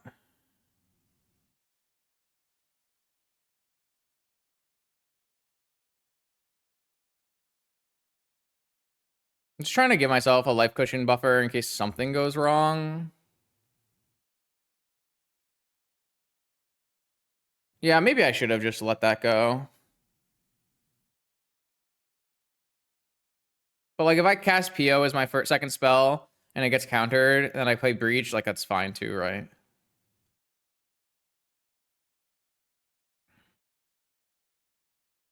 Second Bazaar.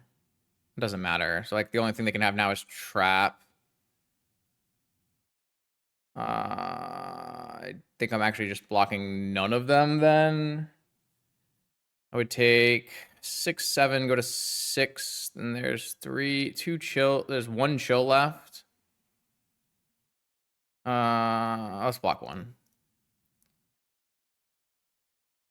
Would I rather have Snapcaster? Yeah, probably.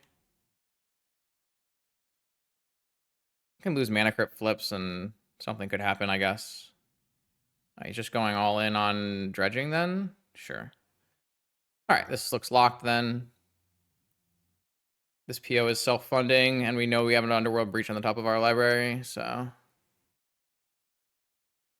even just Underworld Breach, Merchant Scroll for Brain Freeze on my opponent is enough. After we PO.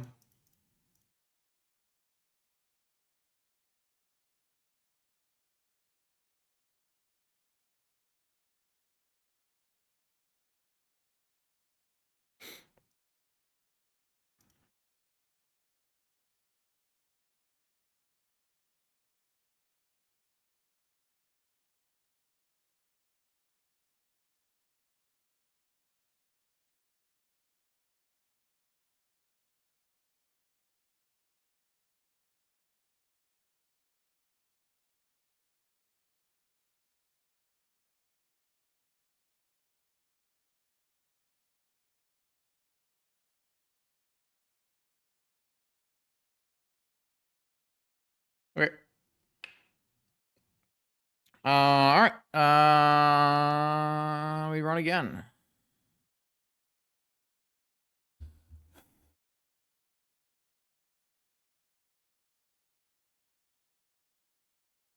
I feel like... I don't know. I really want to go back and look at that game 1 and see if there was something that went wrong or it was just bad variance, because I feel like it was a very winnable game.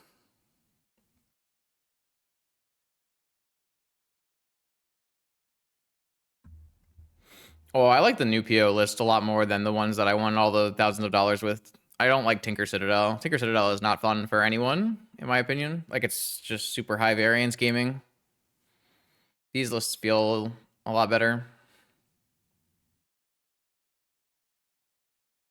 I don't usually like to play Pyro, no. Oh, Nostalgia? I just don't care about Nostalgia. No mana, Force Crypt. Oswald PO won the challenge yesterday. Not as good without 4 sagas, but still playable. I'm mulligan this hand. My opponent kept 7 again. That's not good. That's fine.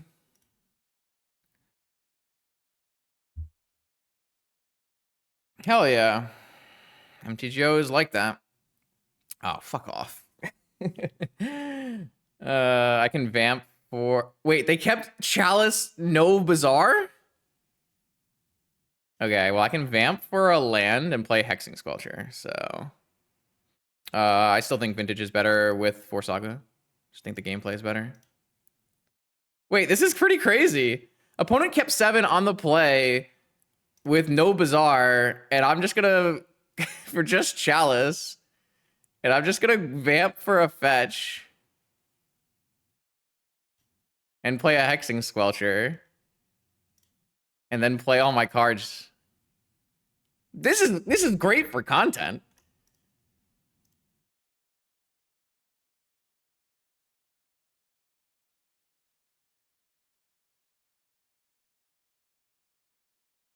Chalice can't be countered. Jet can't be countered. Opal can't be countered.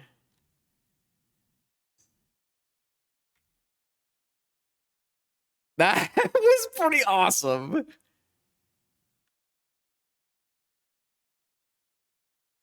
So I can get a... Oh, fetch probably lets me...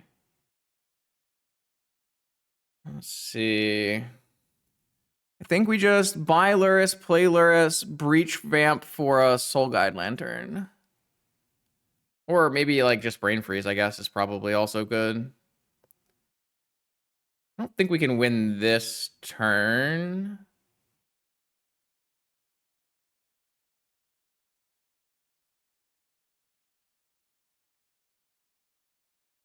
Buy Lurrus. Play Lurrus.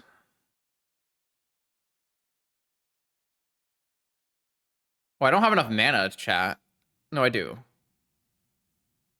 This fetch land is actually... No, I don't have enough mana to vamp. Oh, no, I can play this Black Lotus. But then I don't have a... Oh, this land actually does it.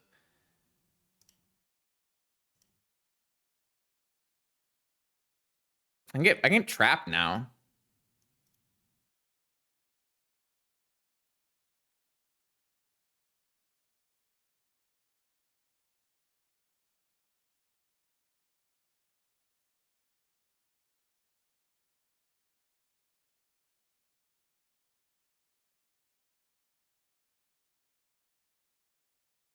I guess I just get Brain Freeze, right?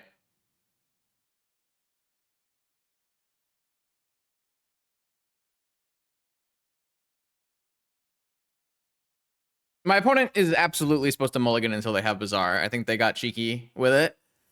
And our hand was full of Chalice targets, but they got squelched. This was a use case we talked about when we were talking about this card, how it plays through Vexing Bauble, Void Mirror, Chalice effects. I did not expect to vamp for a fetch land and to play a Squelcher in this matchup, but opponent took some interesting choices, and we ended up with a pretty cool little victory here. I don't think it's that messed up of a card, but it was good there. Let me just quickly look at the opening game because I feel like it's important. So, trying to see if I can see... Yeah, okay, no, yeah, my opponent had... Yeah, my opponent had Serum Powdered before I chose these cards, so this was a mistake. I needed to look and see if my opponent's Serum Powder. Nothing like popped up or anything, so I just missed it. But yeah, so I definitely would mulligan this hand again if I saw my opponent had Serum Powdered. That being said, like, I think we were supposed to win this game, so let's take a quick peek. Squelcher, play Moxen, pass, activate. Triple Amalgam off this Narcomoeba was insane. So my opponent has got 12 power, 16 power, 17 power, 20 power, and access to 1 chill. So theoretically, yes. The chatter who said we might be able to survive blockers is possibly correct, depending on if they hit chill. I mean, they're just gonna hit chills and we're gonna die. So no go there. So let's look at the sequence here. We started with trainer, which makes sense. And this trainer was Force, Sapphire, stock up. Like, I guess theoretically, if we wanted to play a longer game, we could like kill 2 units, but like then we're not progressing towards our win, which is not good. We need to be progressing towards a win. So I like stock up here. That's fine. And I cast stock up, and the stock up found Crypt and Time Walk, which I like. It's going to be Crypt every time.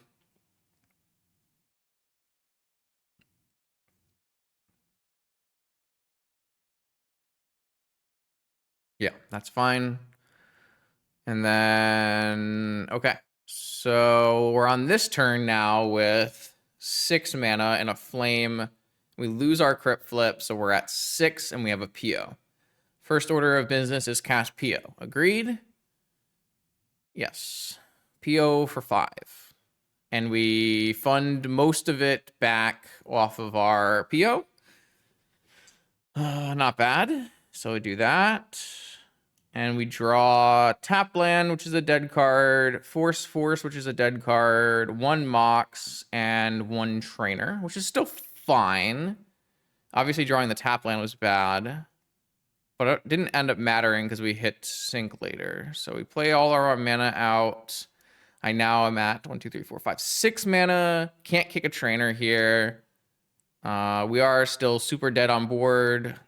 So we're looking for trainers to find breaches. Or PO.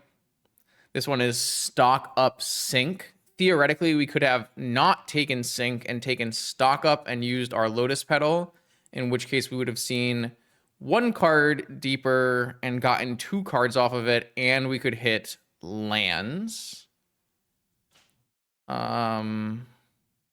So is that better than taking sync and using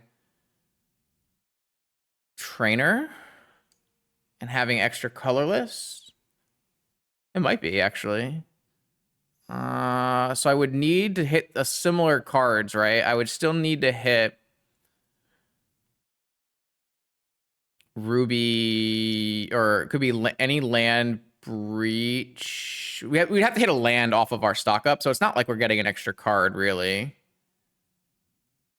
I mean, we have a Lotus Petal, so we can either use Lotus Petal to stock up, leaving us with a land drop and a pearl, or we can use Sink into Stupor and play as a land and have 1 colorless, 1 white, and 1 any color. No, but like the stock up would theoretically be getting us a land, probably. Whereas the Thundertrap Trainer cannot hit a land after we take this Sync. I don't know. It's probably close. I kind of like Sync and Trainer, though, still. So I played this as a land, and I cast this, and my cards were... So, like, if I had hit these cards +1 off stock up, I could have taken Opal Island, and then I would have been able to play Opal Island, and I would have still been able to play a Trainer. I could have actually taken Opal Chain if I had taken, or if I could take an Opal Chain, and then I still have a land drop to give, and my Chain is buys me 4 additional colorless mana, but then I have, yeah, I still have a Trainer to play.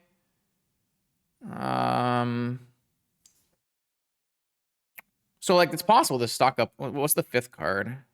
I'm not sure. Do we find out the 5th card, chat? Yeah, we draw 2 off of the flame, right? So someone was suggesting that you kill these 2, and then, oh no, we're still just dead on board to Icarid. So there's, yeah, definitely no shot of doing that.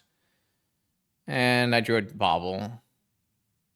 So, a probe. I drew a probe. And so that wouldn't have mattered, and there was a bauble on top. I don't think I mind how we played this game. I think like you could theoretically have done stock up off of Petal on that one choice. I think we just whiffed, right? We were really looking for breach combo stuff. Though, actually, one thing is you can't take Snapcaster off of Thundertrap Trainer, but we wouldn't have hit Snapcaster. We can't have actually hit Snapcaster off this stock up because we wouldn't have had blue anyways. So we missed on this Tolarian Academy, which would have been incredible off of this one, but all we had were Thundertrap Trainers. So yeah, I mean, I think there are like a slight deviations, but I don't think that I might believe that this sync was wrong. So the thing is, I can't get Tolarian Academy here because I see Tolarian Academy, right? So I know I can't hit Tolarian Academy, which makes the stock up play a lot worse. Honestly, I think if Tolarian Academy wasn't revealed here, then it might make more sense to stock up instead of going for Sync Trainer. But with Academy out going away, I'm forcing myself to hit a blue or red mana source probably off of my stock up.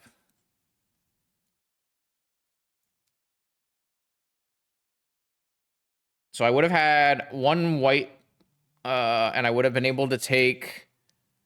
I would take. I can't take Chain Opal because it doesn't actually net me mana to cast another spell, right? No, it does, because I can cast another Trainer. So if I took Chain Opal here, I have a land drop. But the thing, getting a Trainer doesn't help me fulfill land drop anyways.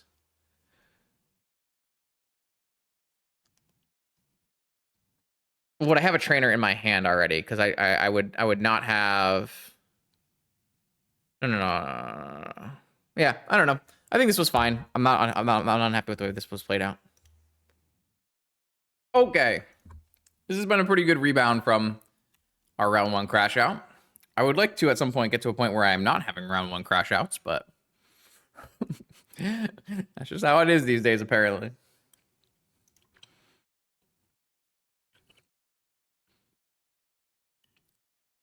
See how this hand goes. Very weak hand, obviously, but I think it's got potential. That's not a good sign. Oh, okay. That's not the worst. See if they take Chain or if they take Thunder Trap in here.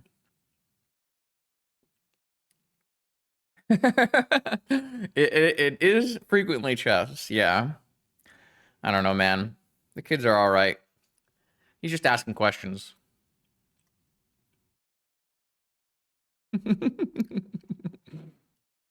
Land drop, not a great one there. See what my opponent's working with.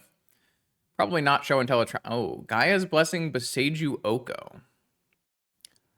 Let's see. The good news here is that they have to make a lot of. I guess they only have to make one. I mean, this is a creature. It threatens Oko. So. It's certainly not a bad one. Is there any reason to play out this Opal? I don't think so. Oh, also it has Ward Pay 2 life. There you go. Look at that.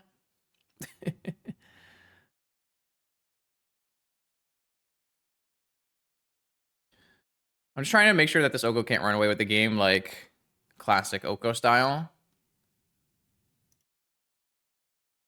There's an Oko. What's the plan? Food makes sense. I have a chain on food though if I want later.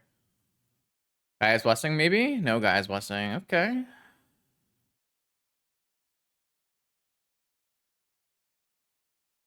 Uncounterable stock up.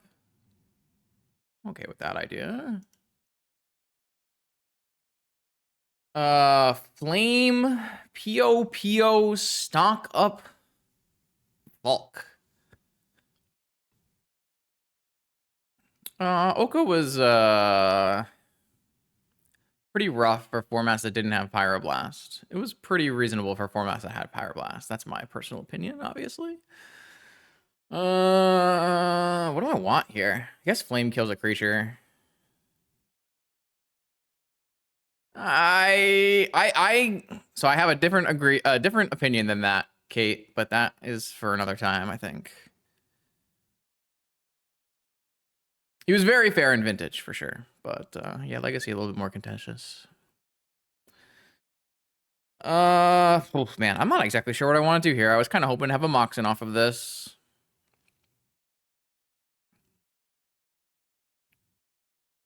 Is there a world where it's just, like, Flame stock up?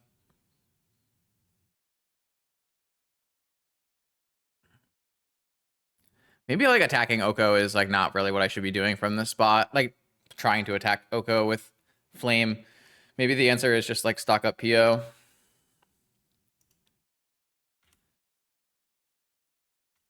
Because I can't actually kill this on the swing back, even if I kill the food token or the food or the elk.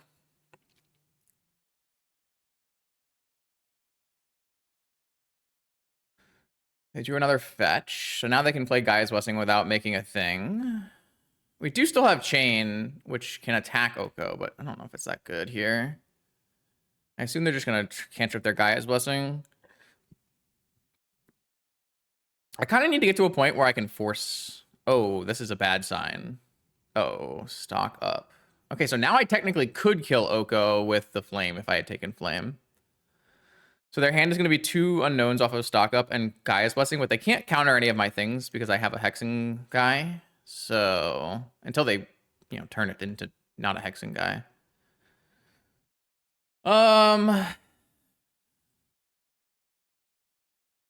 want to cast stock up. See where that gets us.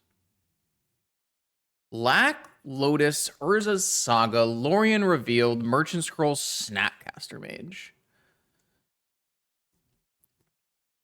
Saga Lotus represents 4 mana because of Opal. So I could have as much as 5 mana.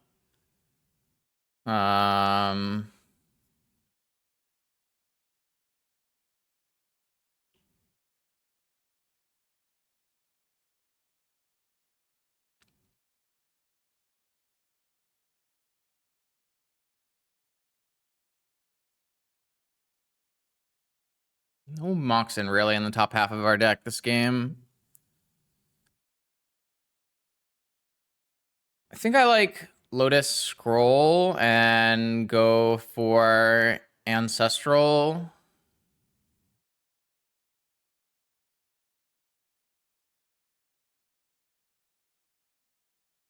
I really would like to be able to theoretically get a force. So I might go Lotus Scroll and then go Lotus Opal, chain the food token and see what they do.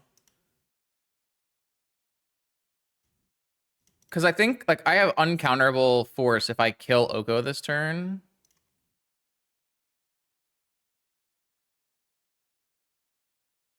And like, are they gonna sack a land to bounce Squelcher? Okay.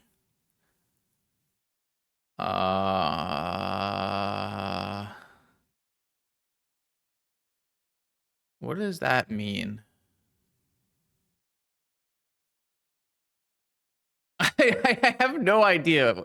Does that mean they like wanted to bounce something, or are they just... So like,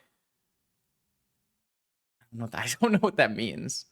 Maybe that's like, oh, I wanted to bounce something so my Oko didn't die, but like, is that a reason to concede? I don't know. I'm very confused.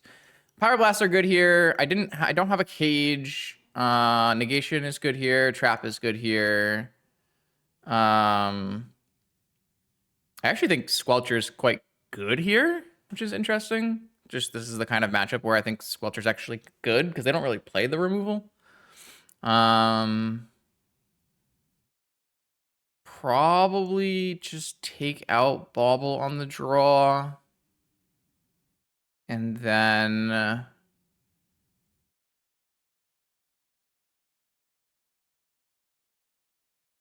trim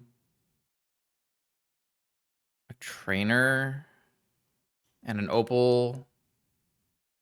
No, I'll just trim an opal and a petal because my opponent could bring in null rods here.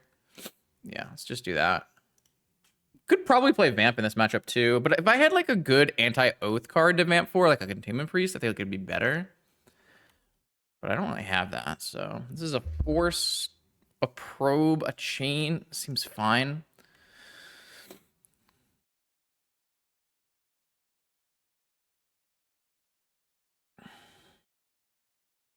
Null Rod turn 1 is fine. So I played around that in my sideboarding. And if they're all in on Nora, then I can play a nice fair game here. No, I think this is good for us. I think this is actively good for us here. Okay, I mean, drawing the Lotus was yuck. But like, I'm definitely okay with my opponent spending 2 cards here to turn off their own Sapphire and give me like if I just play this game out, if I can just play trainers and take forces and whatever and like play a normal game, I feel like we're super favored. They shuffled and drew and they missed their land drop because they turned off their Sapphire. We get to go Thundering Falls looking for a land, miss on a land, spin that, draw, Saga Gaming. I'm going to play this because I think playing Thunder Trap trainers is important. Ancestral. Yeah, this game's over.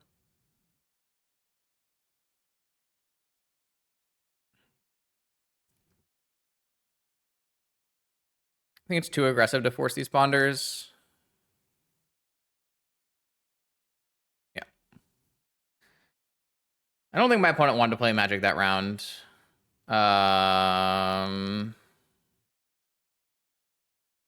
If I hit a land on my next turn, then I can just make constructs. If I don't hit a land, then it's probably just Ancestral for lands. I have things like Scroll for Flame of Anor. I don't know. Like, I think as long as you're prepared for like a Null Rod game, like a Null Rod game is not the end of the world. And this game, I would be able to play through a Null Rod really easily. So I would have a land coming. I wouldn't even cast anything. I would just make Saga tokens and I get another land. I mean, this game is so over. Like, it's so over. My opponent, I don't think wanted to play, but that's, you know, they also hit like some bad variants, right? They kept a 2 mana hand that went down to a 1 mana hand, and then they pondered once and missed, then pondered twice and missed. So, though we don't know if this spell did not finish resolving, so they chose to concede rather than shuffle and draw. So yeah, I don't think opponent was sticking around. So, it's not really lucky I drew a land. I was on the draw, so I have an extra draw there. I had a probe, which they misstepped. And I had a fetch for a surveil land. Like, I'm pretty likely to get another land.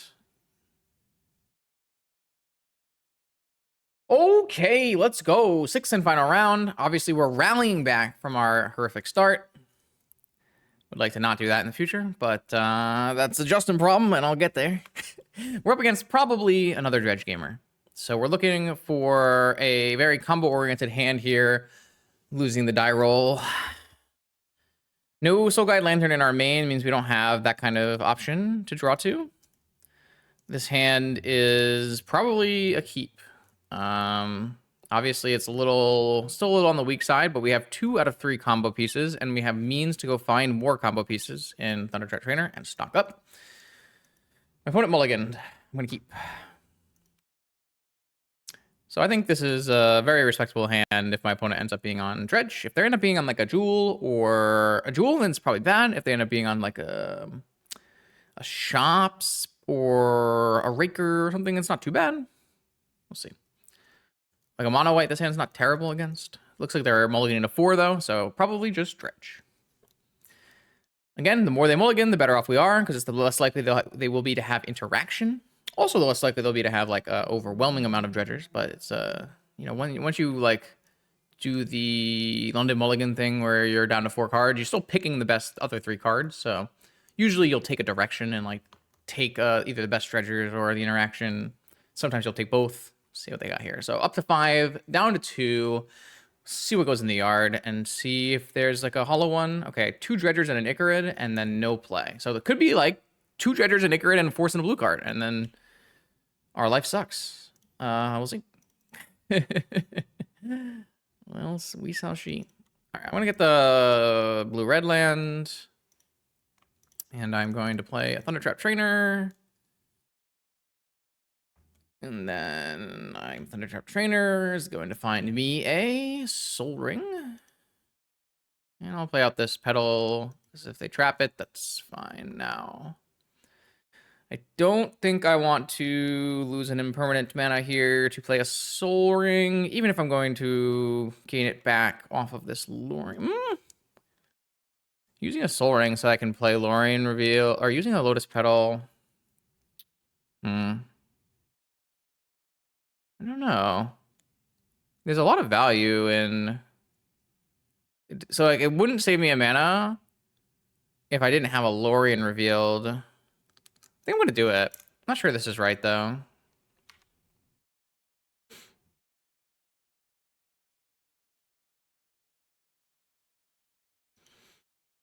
Dredge, more like Dedge. This is an end of turn, nothing. It feels like they had something, but now they're activating. Dredge 5, Dredge 5, 1 Chill, 1 Amalgam, 1 Icarid, another Icarid for next turn. Looks bad. It looks quite bad. They are at 1 card right now, though. So it's unlikely they have interaction if I can put together a combo win. They could have a Noxious Revival still. Or a Mind Break Trap. We have some options next turn, though. We're going to have a bunch of mana.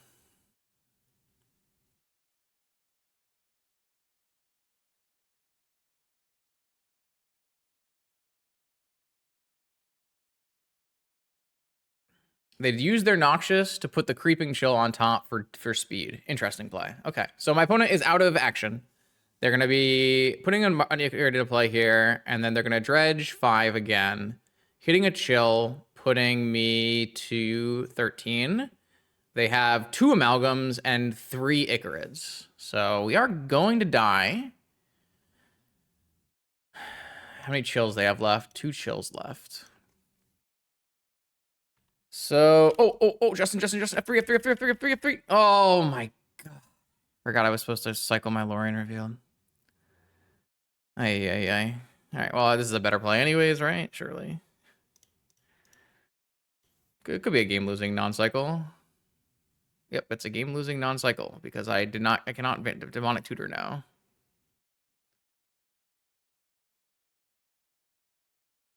I mean, I yielded to end step and then I just like forgot about it while I was talking about what they had. I mean, this was a terrible. This was a this Demonic Tutor actually does not win us the game, and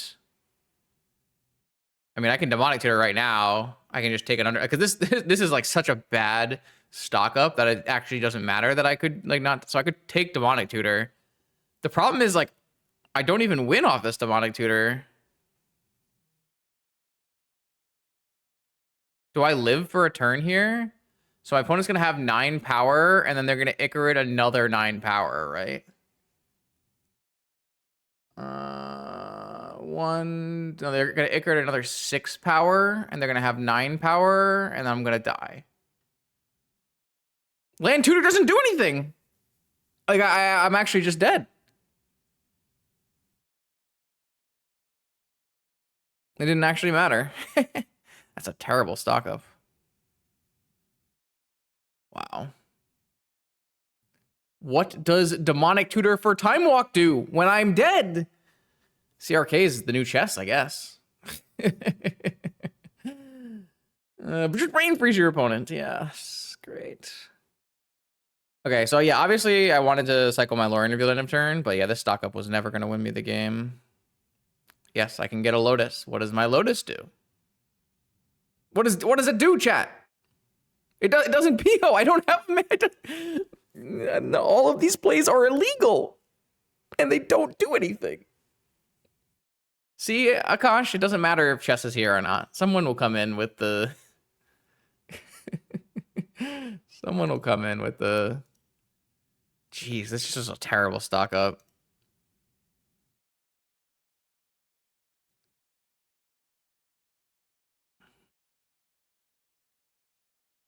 There's just nothing.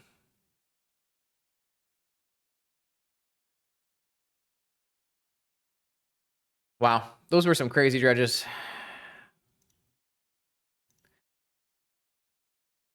Oh, okay. This is our 3rd time boarding this, or how many times have we played against this now? Island, Pro, Misstep, Chain, and Sync. Yeah, the cycle didn't end up mattering. I mean, obviously we would get 5 different cards because we shuffled, but like, didn't really matter.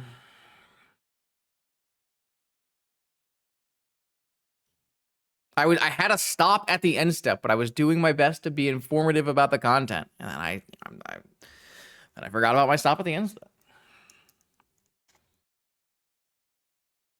It's hard. Streaming's not easy.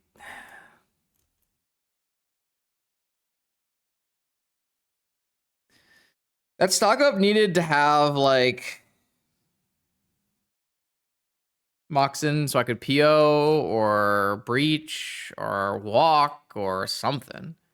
I'm pretty sure I'm supposed to stock up before, like I'm not supposed to PO there. Like definitely want to stock up and try to hit more Moxen so I can PO. Like I don't think casting stock up was wrong. I feel like it just missed so bad.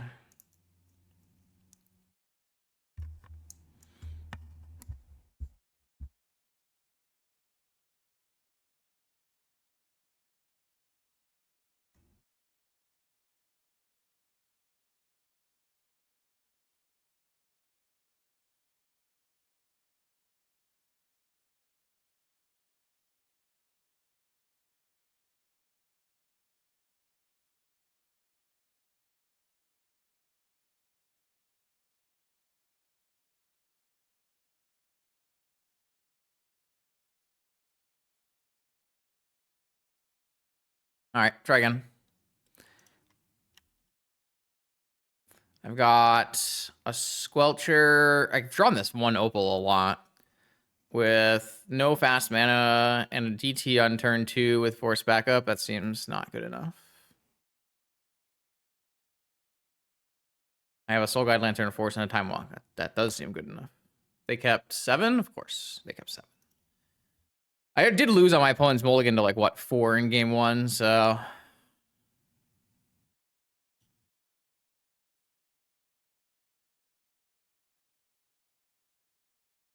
I'm gonna start with Time Walk here. I'm okay with losing Snapcaster to my Force, and I want to have a little bit more options. This also now baits a mental misstep.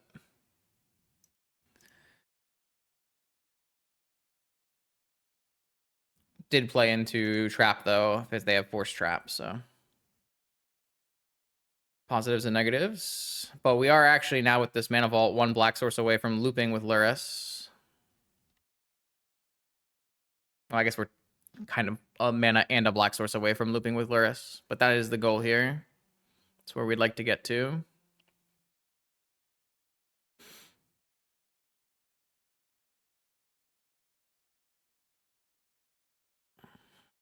Let's see what opponents got for us.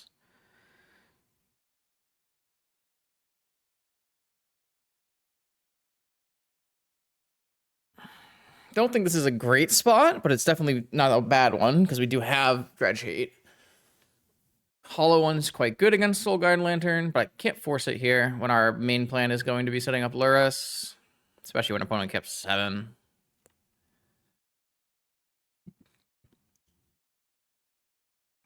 All right. Now we are a black source away. Did not buy my Lurrus. Almost turning the corner here, but we do need to find a black source. See what they do. I'm going to let them bring an Echorid back if that's what they want. Dredging, just a Narc Amoeba. It's fine. They're going to slow like this the whole time. So be it. So I am taking 7 down to 12 here. And I will have to beat this on board after. So I can't wait too long.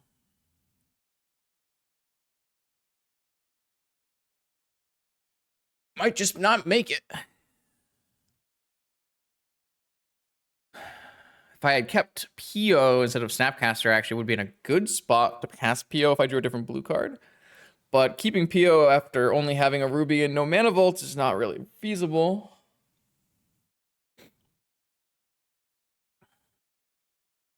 But maybe if I'm thinking that neither of them are super... I mean, I could always have, you know, hit blue mana and gone Snap Walk too, so... It's probably still right. My opponent's trying to figure out how they're going to play through the Soul Guide Lantern, but the thing is they don't really need to. They are winning as it is. Could go into wait till end step.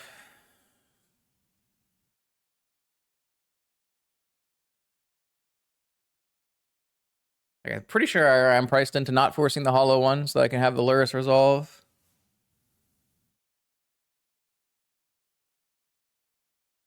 Once the Lurrus resolves, I can clear up these Icarids, and then I can be. Then I'll just have to beat the hollow one, and every attack I can attack back. But I do have to hit a black source, which is not a trivial thing to do either.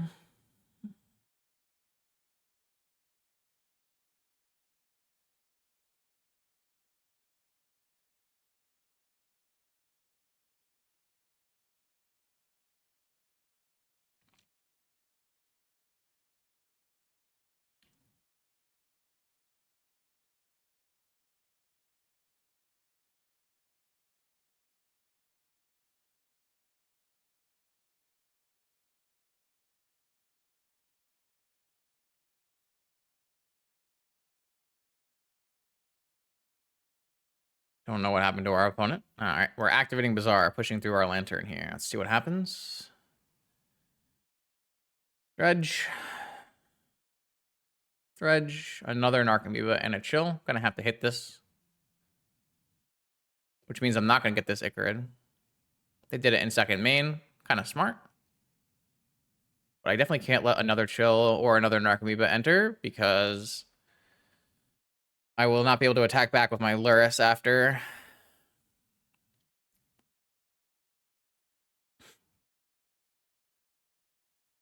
So I'm gonna sack here.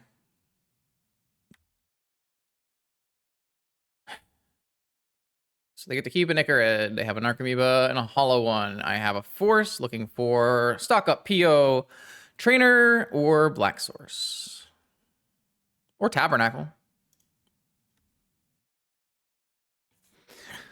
I just cannot win, man. The good news here is I can block with my Snapcaster for a turn.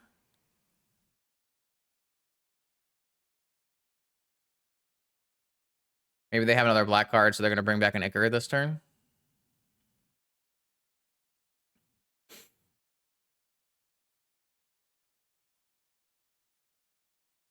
Yep. Triple Dredger. Icarid's coming back. Dredging 5. Hit a prized amalgam and 2 ghouls. There's a mana crypt? Bro, why am I losing to a Dredge player who has a mana crypt in their deck?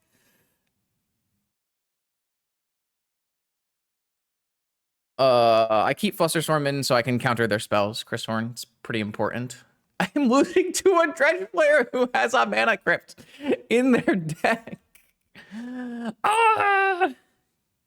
Let's see. 7, 10, 8, or 4, 8. I actually am not sure that this matters. The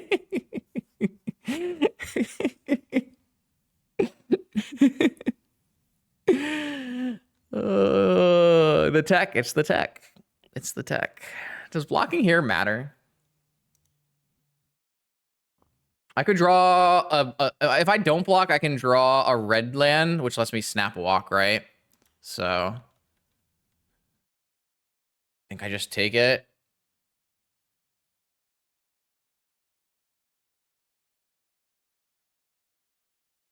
All right, Deck. Surely I won't die now. Surely I'll get to play the game now. No! No! No! No! No! No! No! No! No! No! No! Yup.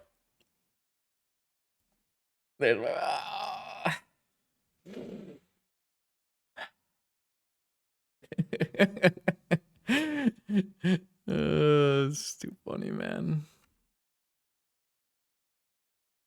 Because they're broken. If you're a good Magic player, you play Surveillance. It's quite straightforward. No one said 0 drawbacks. Just insane upside. This card is broken. Just sometimes it's less good than a volcanic. To be fair, if this was a volcanic, I would also not be that happy here. But because I made the Snapcaster walk play, would have actually worked out a little bit. I took one too many damage, so I actually can't block and live here. Oh, what a tilting experience this game was, huh?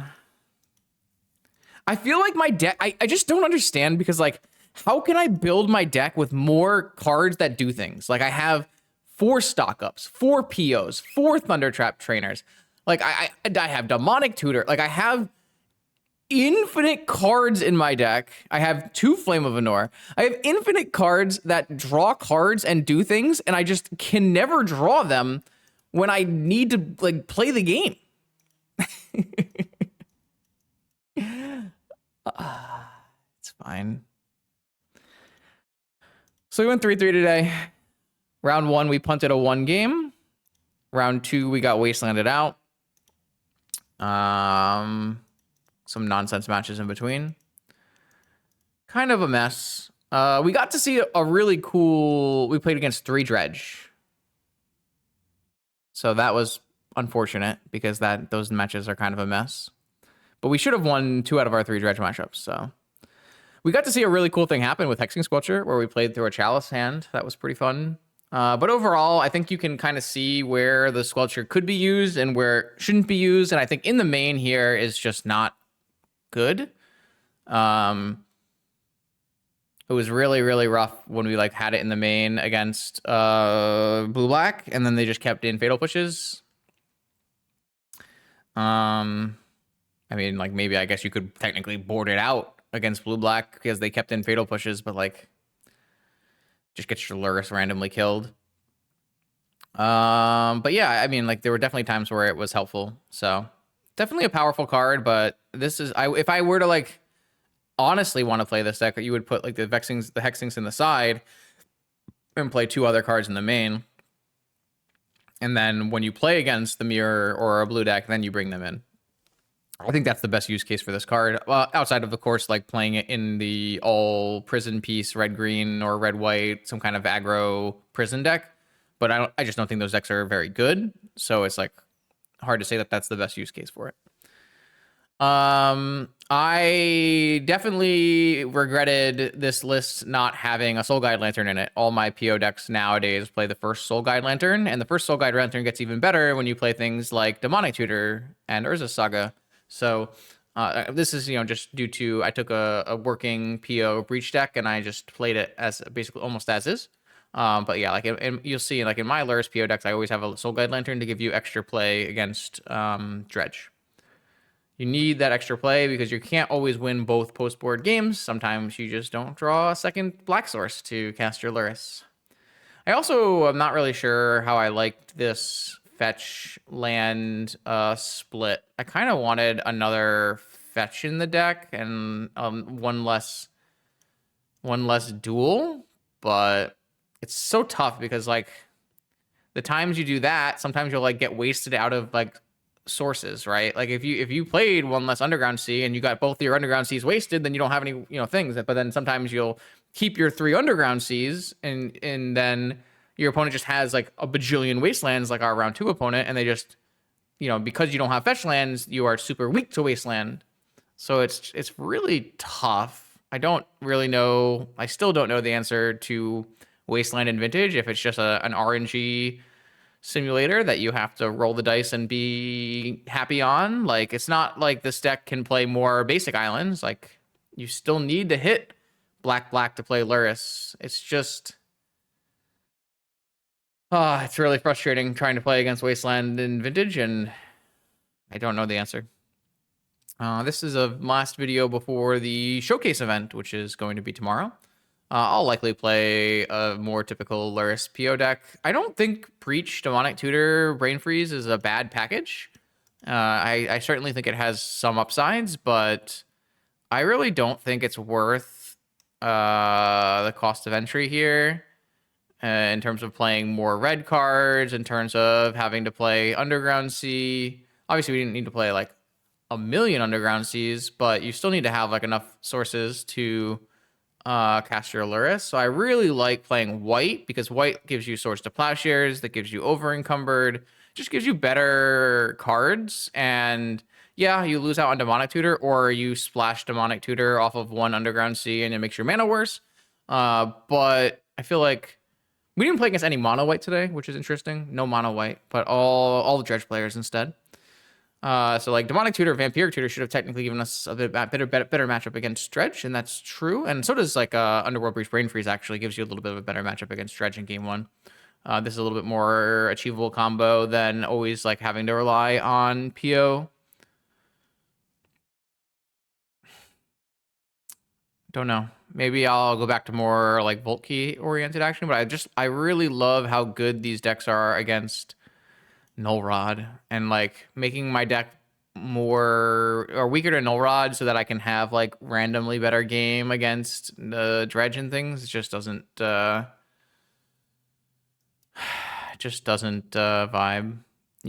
I would have beat you. I mean, I didn't beat you. I didn't see the line. If I had seen the line, then yeah. I mean, the deck, you're saying like the deck would beat you, which is like not really an easy to evaluate sentence, because like there's theoretically things you could have done differently in the game that would have optimized. And so like if we put the decks together and we both played that game optimally, then maybe it ends up being the other way. We just don't know, because Magic is a complex game. You don't know the answer.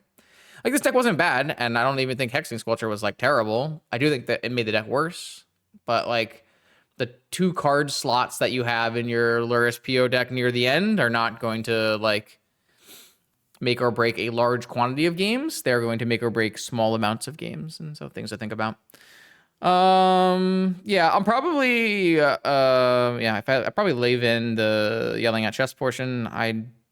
If you made it this far, I really don't like that. I want to like have a good mix of chat banter and informative content, and we're still kind of off recently. We haven't exactly hit the equilibrium that I would like, so I'm still working on it. Thanks for watching. More vintage content on this YouTube channel every Monday, Wednesday, and Friday. See you then.